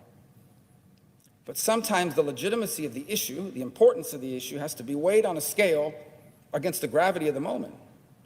And I would say to you, if we were dealing with permanent policy in a normal course of business or even in a moment of a cyclical economic downturn, we'd have some weeks to make some of these decisions. We've already taken too long. People got laid off today. People will be laid off tonight and tomorrow and the day after and for days to come, even if we pass this bill. Imagine if we don't.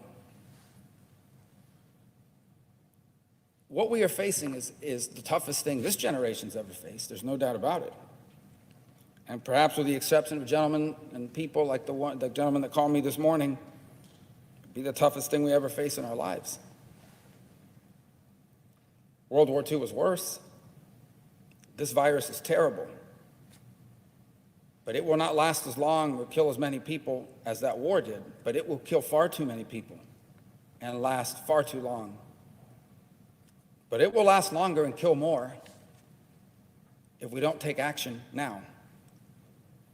And that requires everyone to finally wake up and realize this virus doesn't care who you voted for in the last election.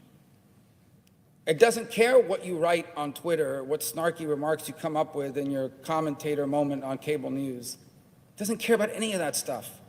It doesn't care who you plan to vote for in the next election. It will infect you. It will kill you. It will kill people you love. It will kill members of your family. It will disrupt your community and your economy. It doesn't care about any of this other stuff. And it really is important for us to realize, not just for this bill, but moving forward, that there's no such thing as an outcome here that's good for half of us and bad for the other half. There is no possible political victory here. None. There is no outcome here in which Half of us are going to be able to go back and say, boy, we really looked good, and we made those guys look really bad, and people are going to reward us for it. They're not. I promise you that when someone has lost their job and doesn't know where they're going to go and are stuck in their home and their lives have been turned upside down and a member of their family is in intensive care and they wind up at a hospital that's been overwhelmed and they can't care for them, they are not going to be, the last thing on their mind is going to be partisan politics or pre-existing differences. If you don't believe it, we're about to find that out, unfortunately. There is no outcome here in which half of us is happy and the other half are upset. It's a cliche. We use it all the time. I can't think of a better example than this one. We are truly all in this together. The carnage, the damage that this will do to our country is extraordinary. It will know no geographic bounds, no political affiliation, no demographic differences. This is a virus that can infect the heir to the crown in Britain just as easily as a 92-year-old retiree in a Florida nursing home. And so I hope that the gravity of the moment finally sinks in and that we take the necessary actions quickly. And if there's something in this bill you just really don't like, I don't mean to diminish it. If we can fix it, we should. But at this point, I'm going to tell you that there is nothing wrong in this bill. There's nothing in this bill that will damage our country more than our inability to act. No matter how bad some provision in this bill you think may be, and I say this to both sides, there is nothing in this bill that will damage us more than doing nothing will. By far, the most damaging thing that can happen is not any provision of this legislation. It is our inability to act and to send a message to the American people that their leaders can't function, that their government doesn't work, not just on a day-to-day basis, but in a moment of crisis. And so I hope that Dean, just so you know, I'm pretty sure you use voiceover, so what you can do is flick down on In Darkness's name, and it'll say go to user's channel. whatever differences may still exist at this moment, and I'm trying to be fair because I know a lot of people have finally seen the full text of it in the last few hours, and if you've caught something that can be fixed, it should be fixed. But I plead, I don't know what other word to use, that we don't leave here tonight without having passed this bill, because I honestly don't know how this nation and our people can afford one more day of this. Mr. President, I yield the floor and suggest the absence of a quorum. Clerk will call the roll. Mr. Alexander.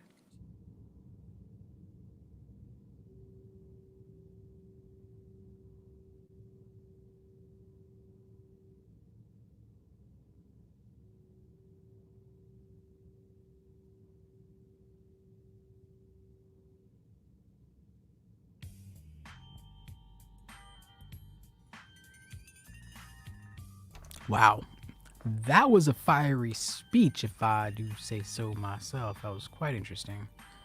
Very passionate. And I would say most of these people, most of these politicians that we've heard so far, at least today and yesterday, I think it's been like 14 of them that we've heard so far. It's amazing that they're all taking into consideration their own local states and their local constituents, their voters. So it's been really interesting to see politics from this angle versus what we see from a third party.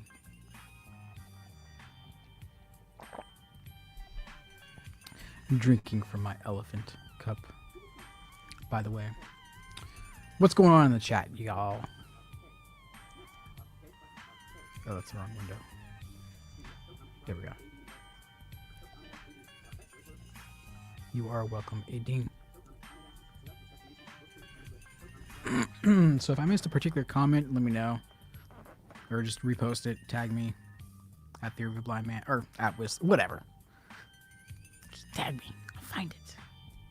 I have a feeling this is going to be a long stream today. I'll just let it go this time. And get all these knuckleheads documented. They're not all knuckleheads. I like the lady from Tennessee as well. Matter of fact, I'd say they've all been very persuasive and convincing. So I really don't know why there is such a holdup, except for political posturing by the Democrats.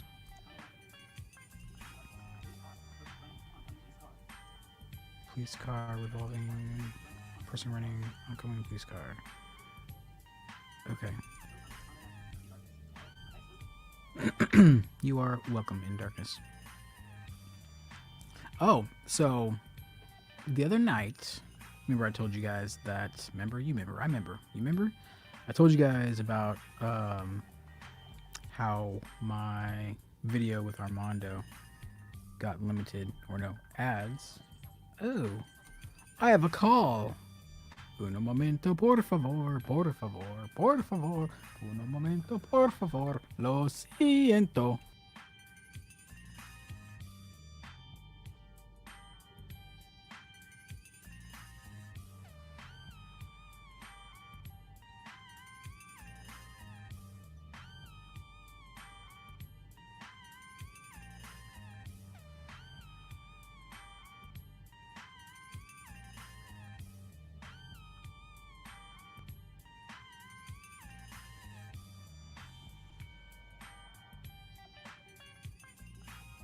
I'll be right back with you guys.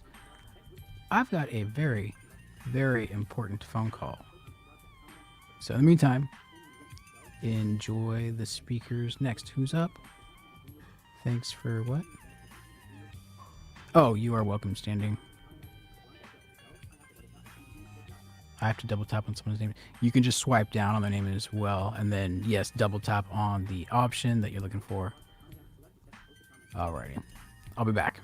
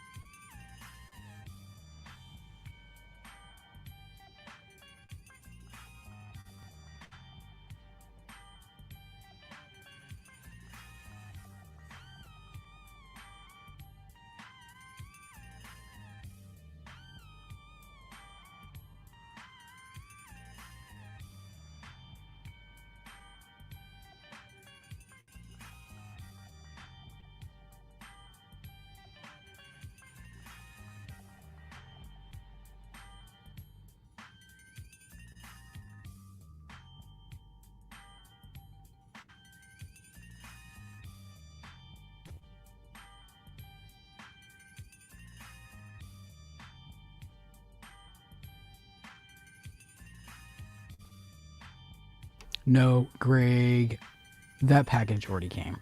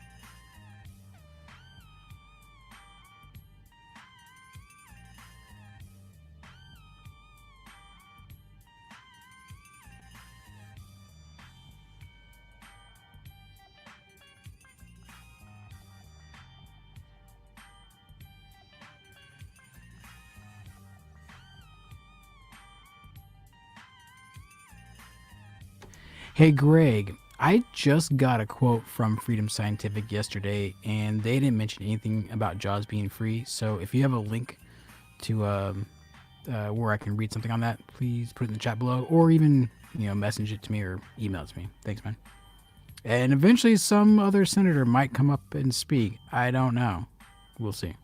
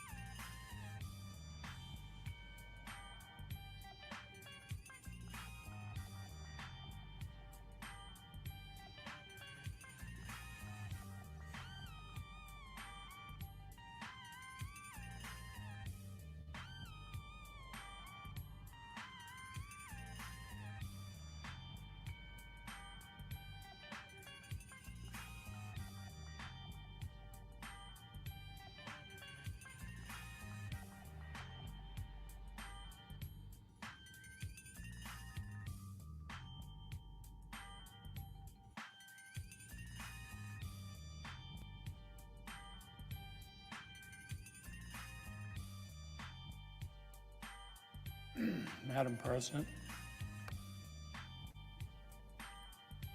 Senator from New Mexico. Thank you very much, Madam President. Are we in a quorum call? We are in a Yes, quorum I call. would ask, Madam President, to vitiate the quorum call. Without objection. Yeah. Thank you. Thank you today, Madam President, and thank you for the recognition. Today, New Mexico and the nation face a pandemic the likes of which we have not seen in over 100 years. And today, the Senate must act to pass the largest relief package for the American people in our history. First, I'd like to extend my thoughts and prayers to everyone who is personally affected by this coronavirus pandemic. I thank the healthcare workers who are working long hours and risking their own health to save lives. They are performing a national service. The numbers of infected individuals and the rapidly rising death toll are staggering. If we do not follow public health experts' advice, the totals could be truly horrifying.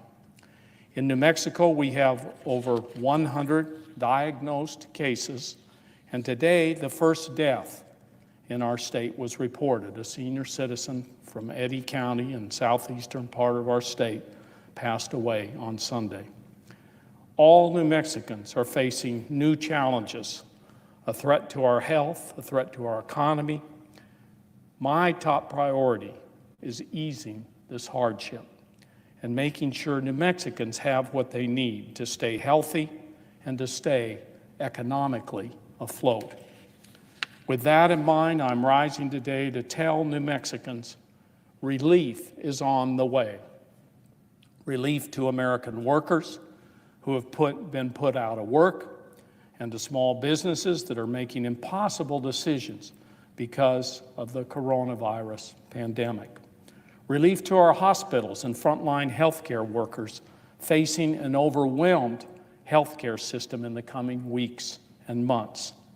And relief to states and local governments that are doing their best to take care of their residents and maintain essential services. State and local governments are desperately in need of assistance only the federal government can provide. And tribal governments to whom we owe trust and treaty obligations to provide health care, education, and community assistance, particularly in times of need. After days of furious negotiations, I'm pleased and relieved that Democrats and Republicans were able to reach agreement on what will be the largest federal relief effort in our history. The times demand a response of this magnitude.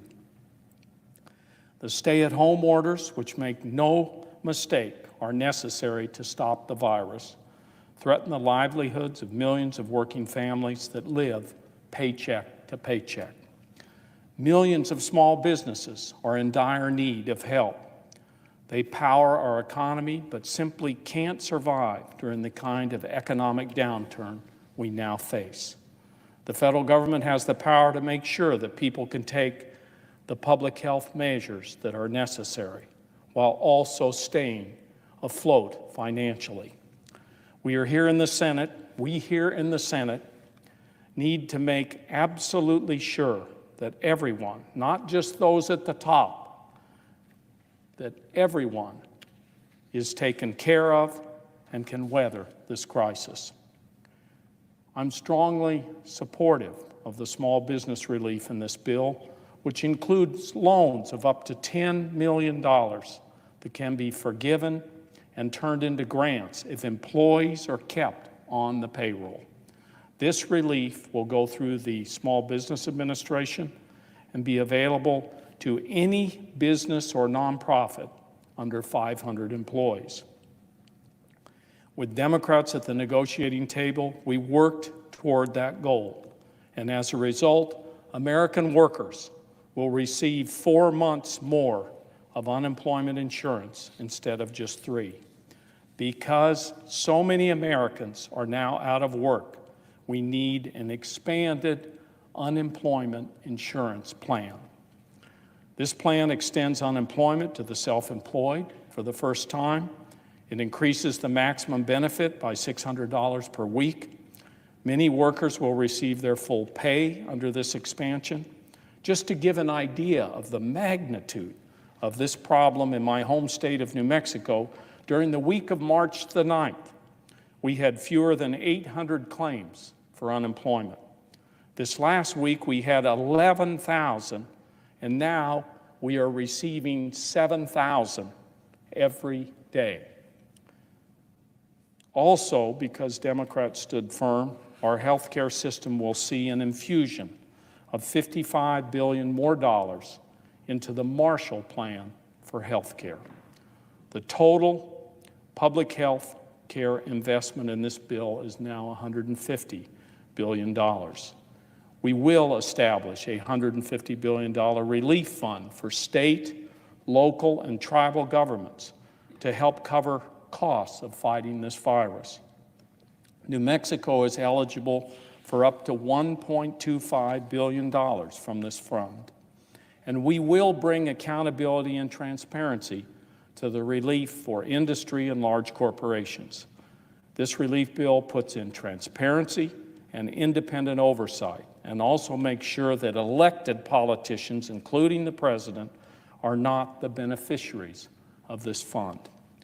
We face a national crisis of monumental proportions, and I'm heartened that Republicans and Democrats in this body joined together over the last several days to face this crisis together as a nation.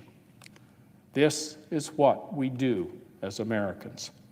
And I have hope that as we continue to face down this crisis in the coming weeks and months, we will continue to do so in a united fashion.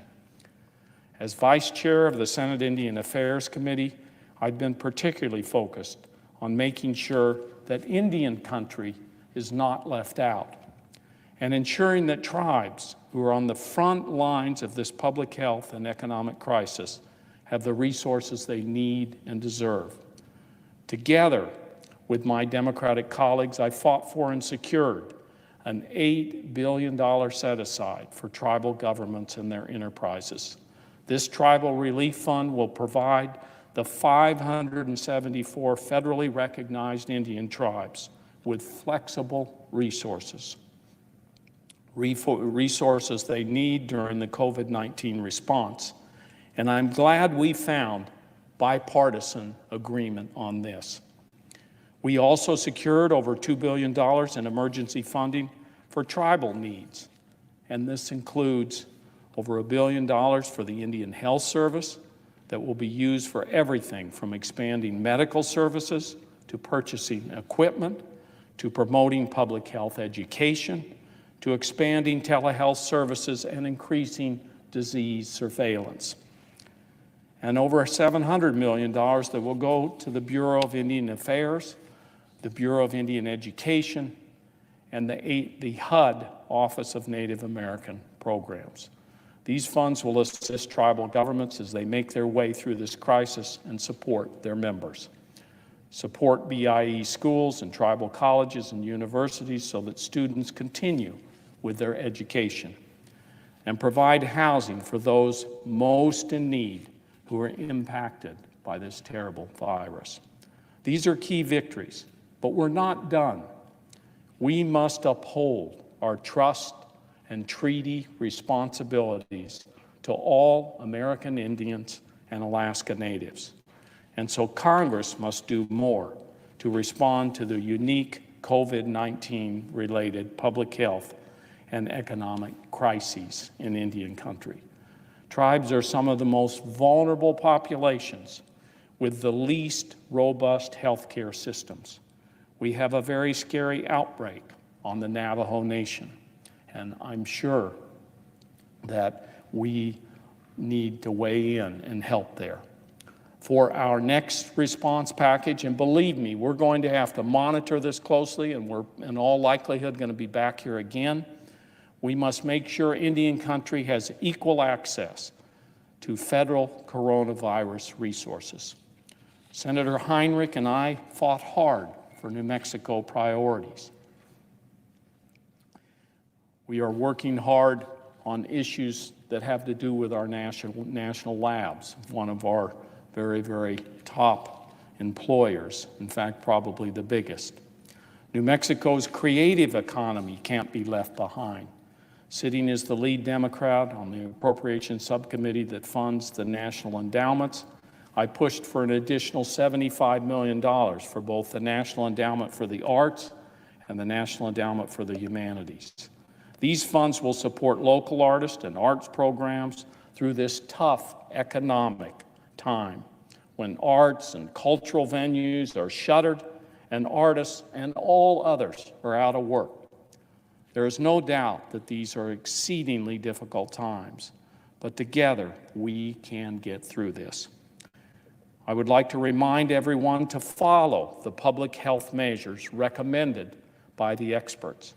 Staying at home is the best thing we can do to slow the spread of this virus and ensure our healthcare systems are not overrun. These measures are a firebreak that cuts off the fuel for this virus and prevents a catastrophe that overruns our hospitals. Social distance, wash your hands for 20 seconds. We all have an important part to play in containing COVID-19 and keeping ourselves and our neighbors and our communities safe. The state of New Mexico is under a stay-at-home order. I commend Governor Lujan Grisham for the quick and decisive action that she has taken, and she is focusing in on this like a laser beam. I know these measures are difficult and a hardship for many, but we will only be able to revive our economy once this public health crisis is abated. If we just let the virus run its course, we could lose over 1 million people. Some estimates are 2 million, 1 to 2 million. That would be totally unacceptable and devastating. And because of the frontline healthcare workers, the doctors, the nurses, and the technicians, and all those who support that work, hospital janitors, cafeteria workers, and so many others, this public health crisis will see an end. Thank you to everyone who is risking their own safety to help others, and thanks to all the Senate staff that is here on the floor and the people that work here. In the days and weeks and months ahead, we must continue to closely monitor all aspects of the impact of coronavirus on our nation's health and economy, and continue to decisively and aggressively respond to the needs of the American people. I am confident that, working together as one nation and one people, we will meet and beat this crisis and come out on the other end stronger. To conclude, we must. Just a quick announcement, everybody. Thank you, whoever purchased whatever they purchased from my store. It doesn't tell me what it is, but thank you very much. Pass this bill without delay. This is a good compromise, and we must act now. Madam President, I note the absence of a quorum. Clerk will call the roll. Mr. Alexander.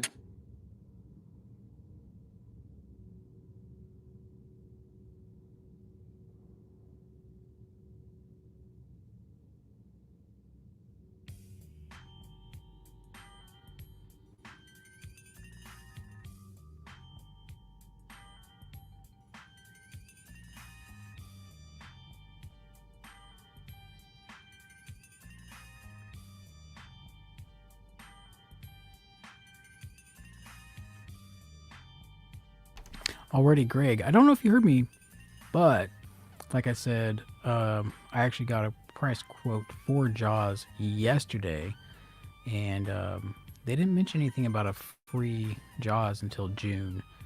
Maybe if you do the yearly renewal package, it's like $80 a year for the subscription. Maybe that's free until June. I'm not quite sure, but again, if you have the link, please post that in the chat below or send it to me privately.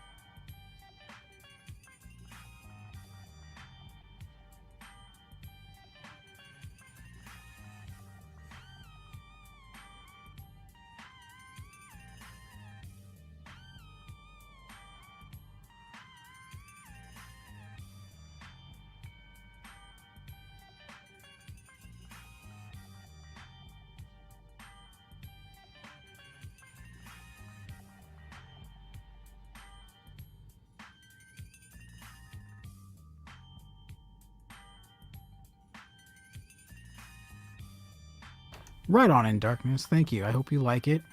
I don't know if you see me wear mine during the shows, but they're super comfortable. They're super, at least the premium, the men's premium hoodies, they're awesome. Plus, there's a little tiny slit inside the kangaroo pouch on the backside where you can wire in your headphones. Or for some people with a tic tac makes it easier to jerk off. Oh, never mind.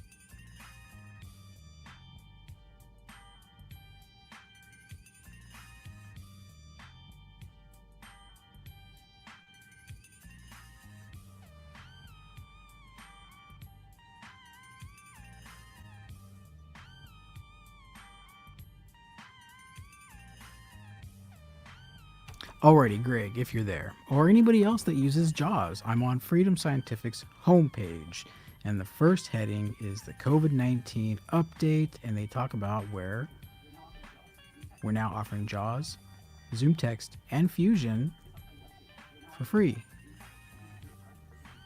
for personal computers at home. This offer is available to every household in the United States and Canada. Please contact distributor. Free home license. This actually is a really good timing for myself since I did just get a Windows computer, so that'll save almost $2,000 right off the bat. Link, free home license. Let's go through the process, people, shall we? Is my email eligible to download a license?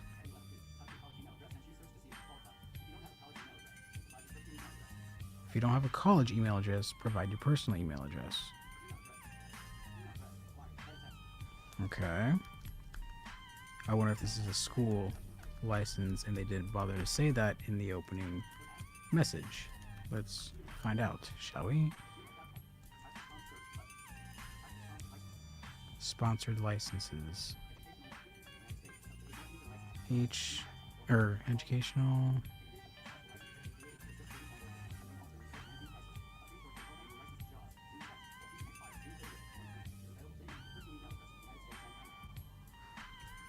Okay, so this isn't totally free, everybody. This is for students and workers who are now operating from home.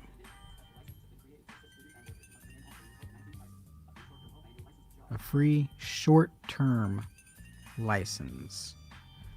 So I'm going to go ahead and discount this because it's quite misleading. So anyway, there you guys go. If you want a free couple-month free usage of JAWS, you could go to their website that I'm not going to promote now. But anyway. Haha, I see you wear yours. That's what I got. Awesome in darkness. Thank you very much. You're going to need it in Canada. Very cool. Okay. So we're just waiting for the next speaker. But if you guys have any comments or questions or anything like that, go ahead and put them in the chat box.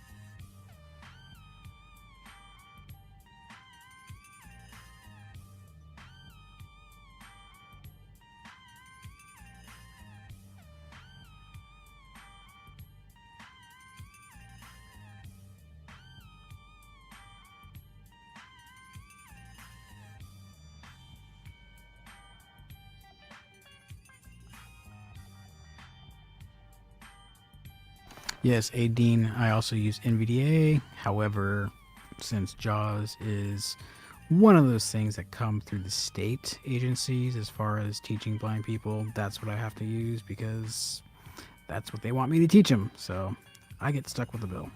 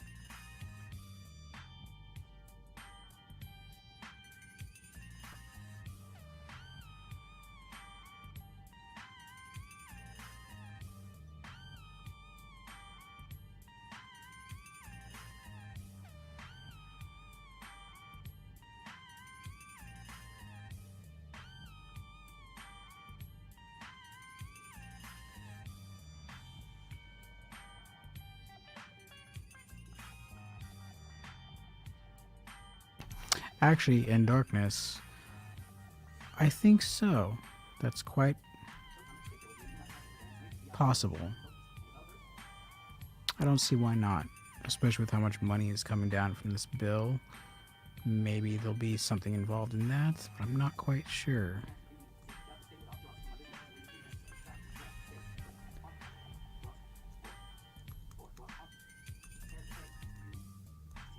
Oh, authorize.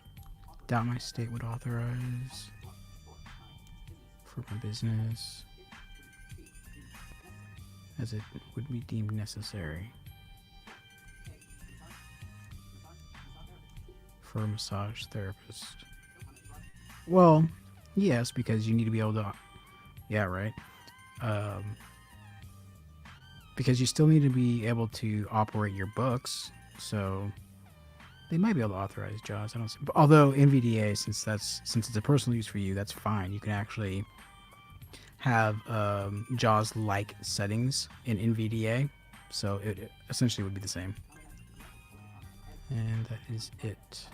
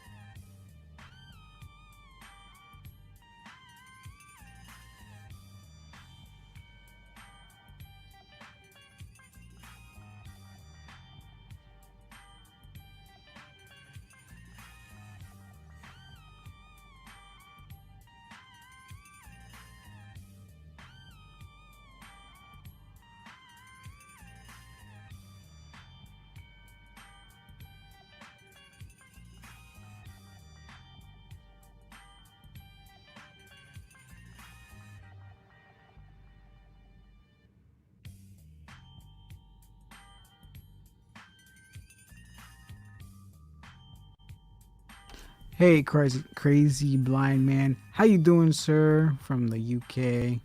Hope you're sitting safe over there and healthy.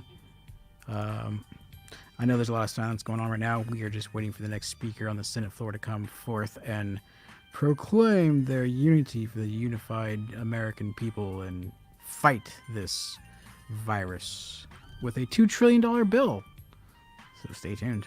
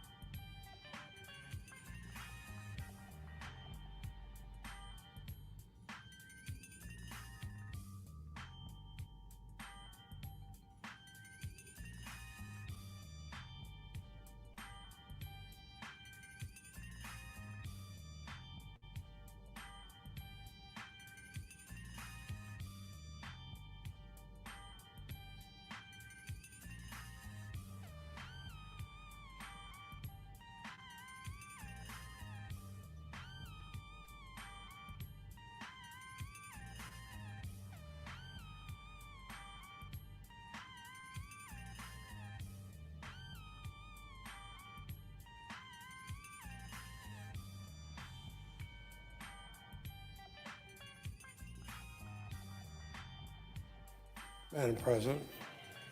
Senator from Vermont, Madam President, I ask consent to call the quorum be dispensed with. without objection. Madam President, senators have been working very hard to respond to the crisis that's facing our whole nation.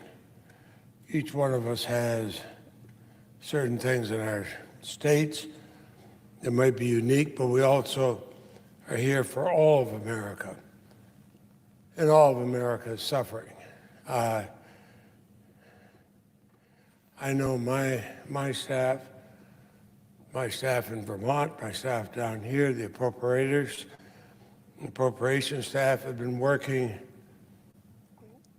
every day, every night till midnight or later, weekends. Nobody's had any time off. I've been proud to work with them, even though we have set up, as I would hope all would do, a way so we could teleconference and we can work remotely. Earlier this week, we were faced with the prospect of a bill that was very one-sided. Republicans and Democrats had not done what we do best, sitting down and putting it together. We were given almost a take it or leave it bill. And I applaud Senator Schumer, who said, come back together. Let's not pass that bill, which leaves out so much of America, so much of the people that we represent. Let us come together, both Republicans and Democrats, and find a better bill.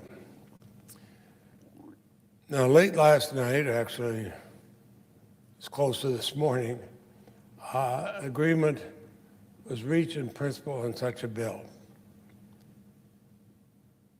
The appropriators do only a part of it. But Senator Shelby and I tried to work together to have something where all the Appropriations Committee, or the vast majority of the Appropriations Committee, Republicans and Democrats would agree, and we did that. And that's what we had before us. I'm sorry that there seems to be some slow up now. I think that senators have, and senators again of both parties, have worked so hard to put together something we can all agree on. We have something we should be able to agree on. We should be able to vote.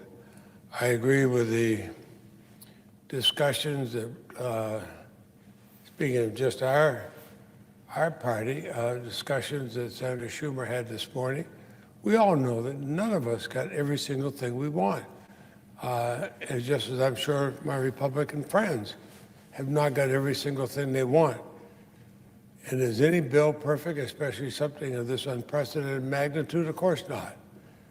But we're at a point where reality has to overcome rhetoric. We have to stand up and be the conscience of the nation as we have been in the past and can be today. It is time for senators to come together and vote. I know on our side, Senator Schumer, under his leadership, and the others were ready to do that. It's interesting. I don't think people realize that even in our caucus, we go across the political spectrum. We all had different things we wanted. I'm the dean of the Senate. I'm the most senior member here. I have things that I want. I'm not going to get everything I want. Neither is the presiding officer. Neither is anybody here.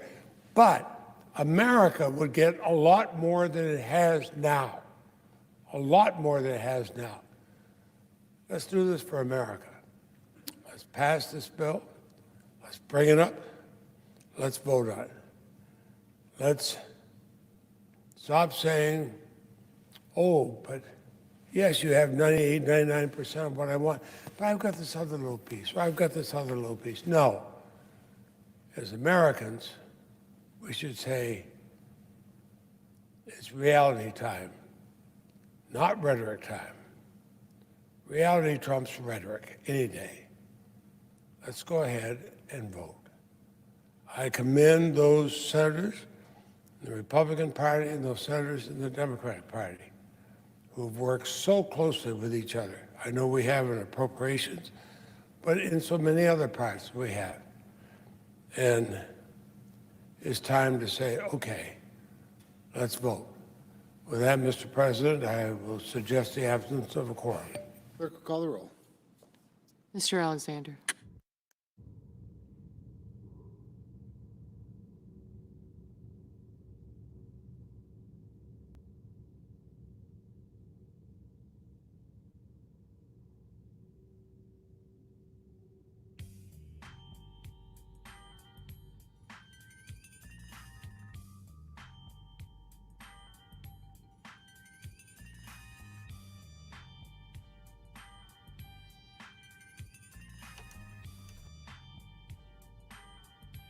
Well, there you guys have it. I'm not quite sure what he was saying, but I'm sure it was important. Actually, what's more important is Adine is making a lemon pound cake, so that should be tasty. Crazy Blind Man, I didn't know you had a kidney transplant. I too am type 1, and I will be there soon too, so hopefully after this whole mess goes down, I hope you're getting everything that you need for those conditions.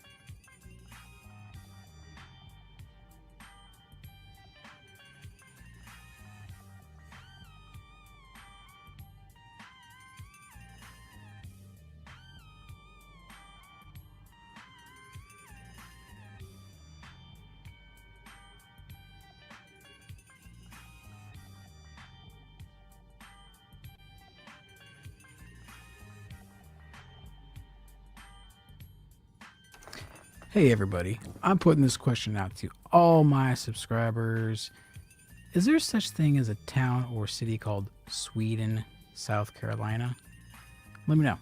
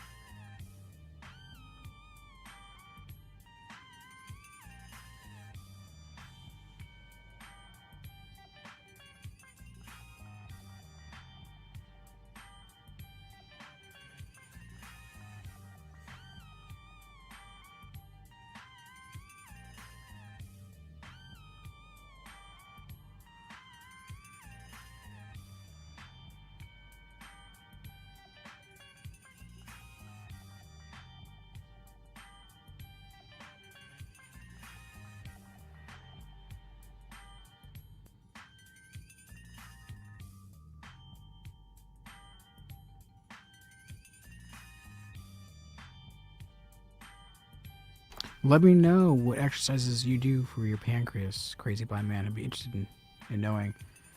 Feel free to hit me up on Facebook if you're on Facebook, or just email me, whistler@theoryofablindman.com. Take care, mate.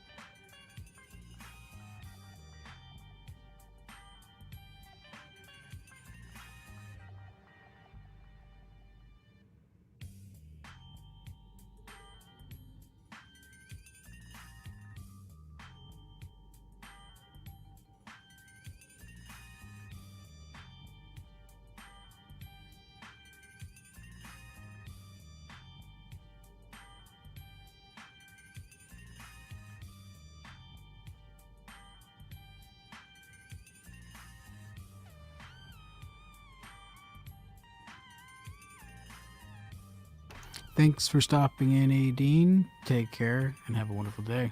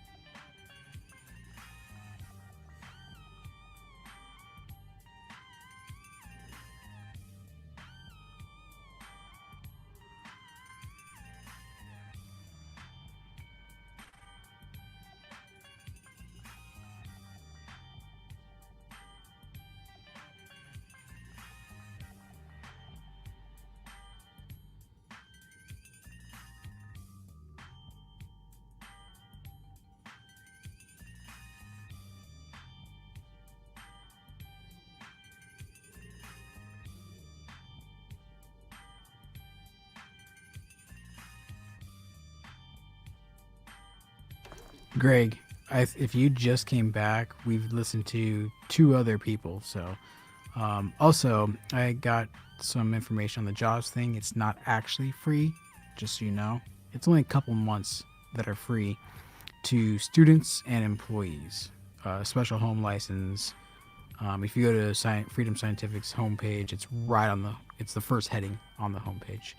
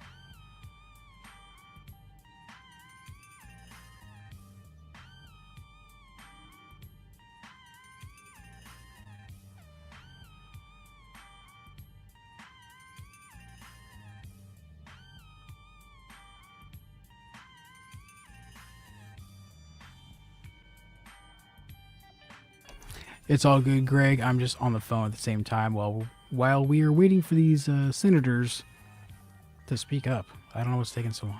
But no, I'm here, and everything's all good. Thanks, brother. Are you in on this Friday? Don't forget, this Friday. You laugh, you lose versus mode.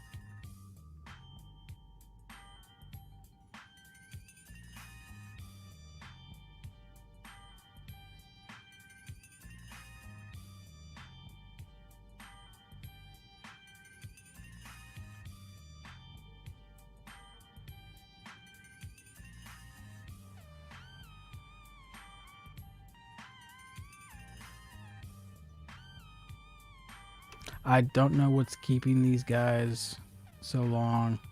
These gaps are worse than yesterday if you guys tuned in, but like I already said, I'm going to stick to it and we're going to keep broadcasting and hopefully we get to a vote today. So stay tuned, everybody.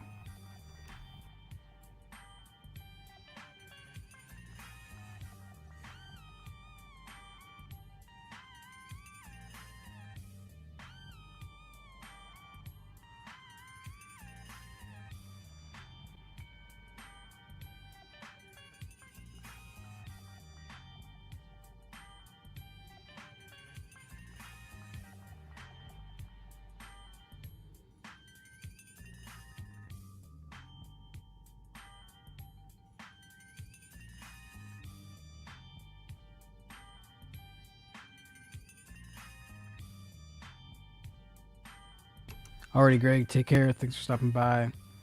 And don't forget, we're all on quarantine lockdown, so we'll be here. And we're Energy Star certified.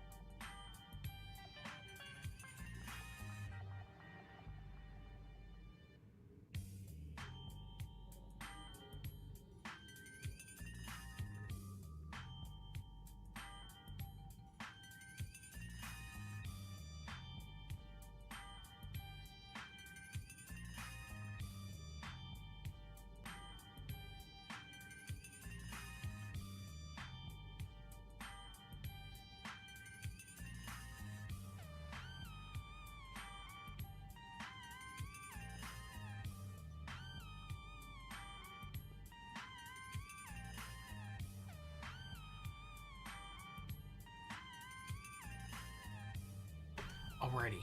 Oh wait, my microphone. Sorry guys, hold on. Alrighty, in darkness, if you're here, let me know. I need your eyeballs because I just did something really nerd-like. Super cool. I stuck my webcam inside of the TIE fighter that's on my desk that I use for a camera mount. And I want you guys to tell me how it looks. Let me know if you're still here in darkness. I'm gonna switch my camera on right now.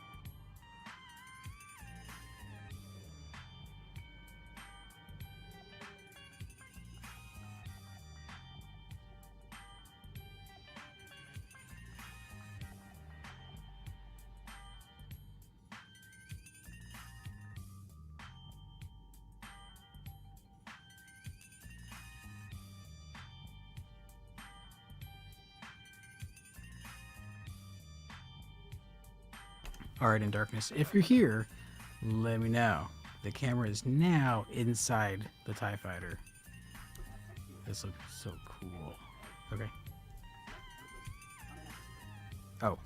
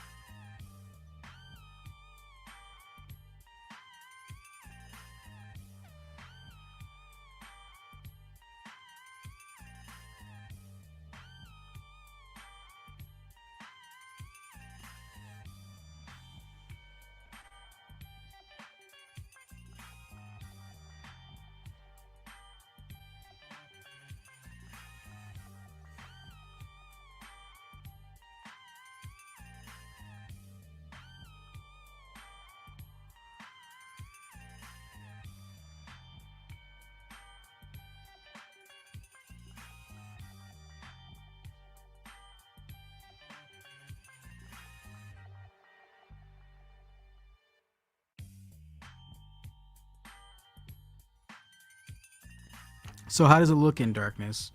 Right now, you guys should be basically in the cockpit seat of the TIE fighter looking at me.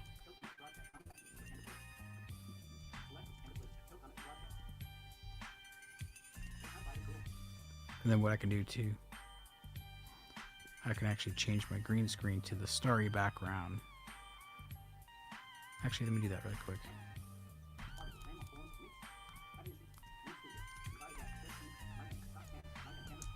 Green screen.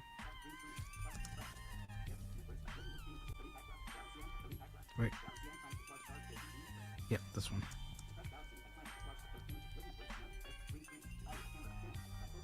Close.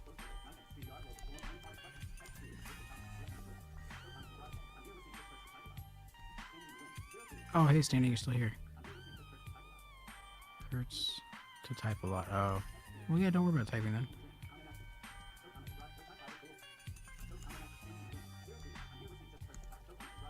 I totally geeked out and put my, I was trying to figure out a way to do some space saving today, so I figured, well, I'll use a TIE fighter, because my mixer board actually fits underneath the TIE fighter, so now I got more room again. As most of you know, I do this usually once a week. So yeah.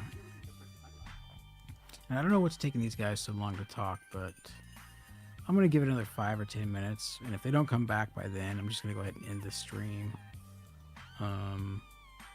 Maybe do a stream with Jason later tonight. I'm not sure yet. We'll see what he's up to. I know he's getting a little stir crazy as well, so.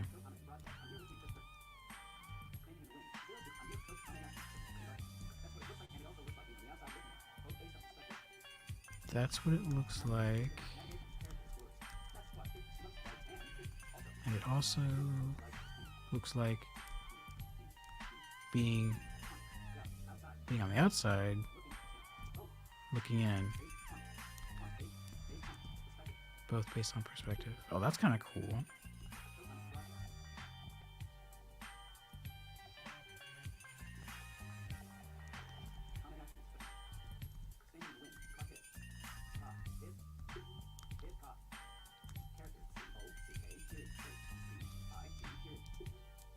Yeah, Standing cockpit.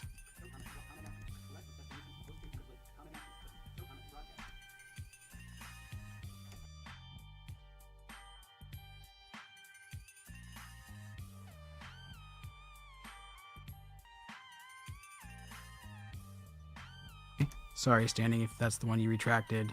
I can't see them, so sorry.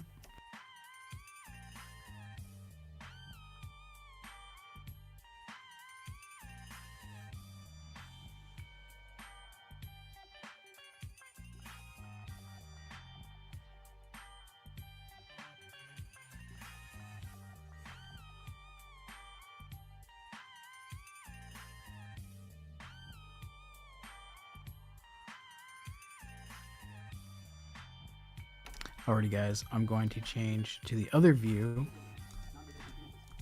which is just on top of the TIE fighter. In a second. Here we go. Camera.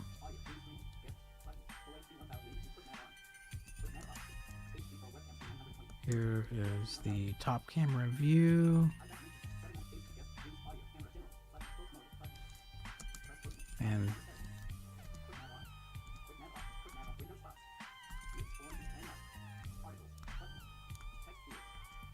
And this is my regular camera view, so hopefully you guys enjoy the views, because it's all for you. And Darkness says, and the green screen makes the stars twinkle. Sweet. Awesome. That's cool. Standing, no, it doesn't tell me when a message has been retracted. I don't know if you can hear my voiceover right now, but show comment. Says your name and the time, but it doesn't say anything about retracted, so I apologize.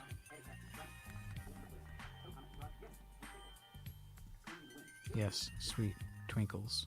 That's pretty cool. I didn't know my green screen twinkled. That's awesome. And I don't even have the bright light on.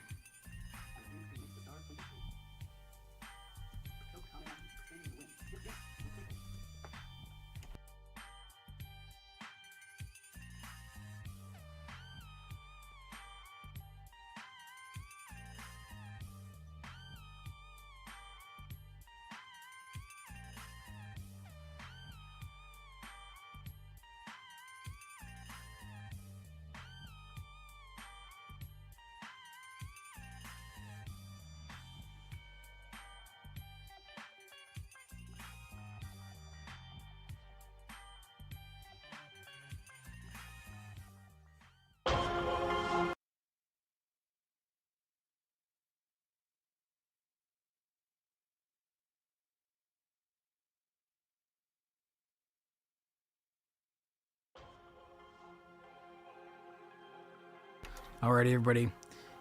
You know that song. Say your goodbyes in the chat. It's been a pleasure hanging out with you guys. And Darkness, thank you again very much for your patronage. It's much appreciated. Until next time, everybody, take care. And remember, love is blind. Keep it blind.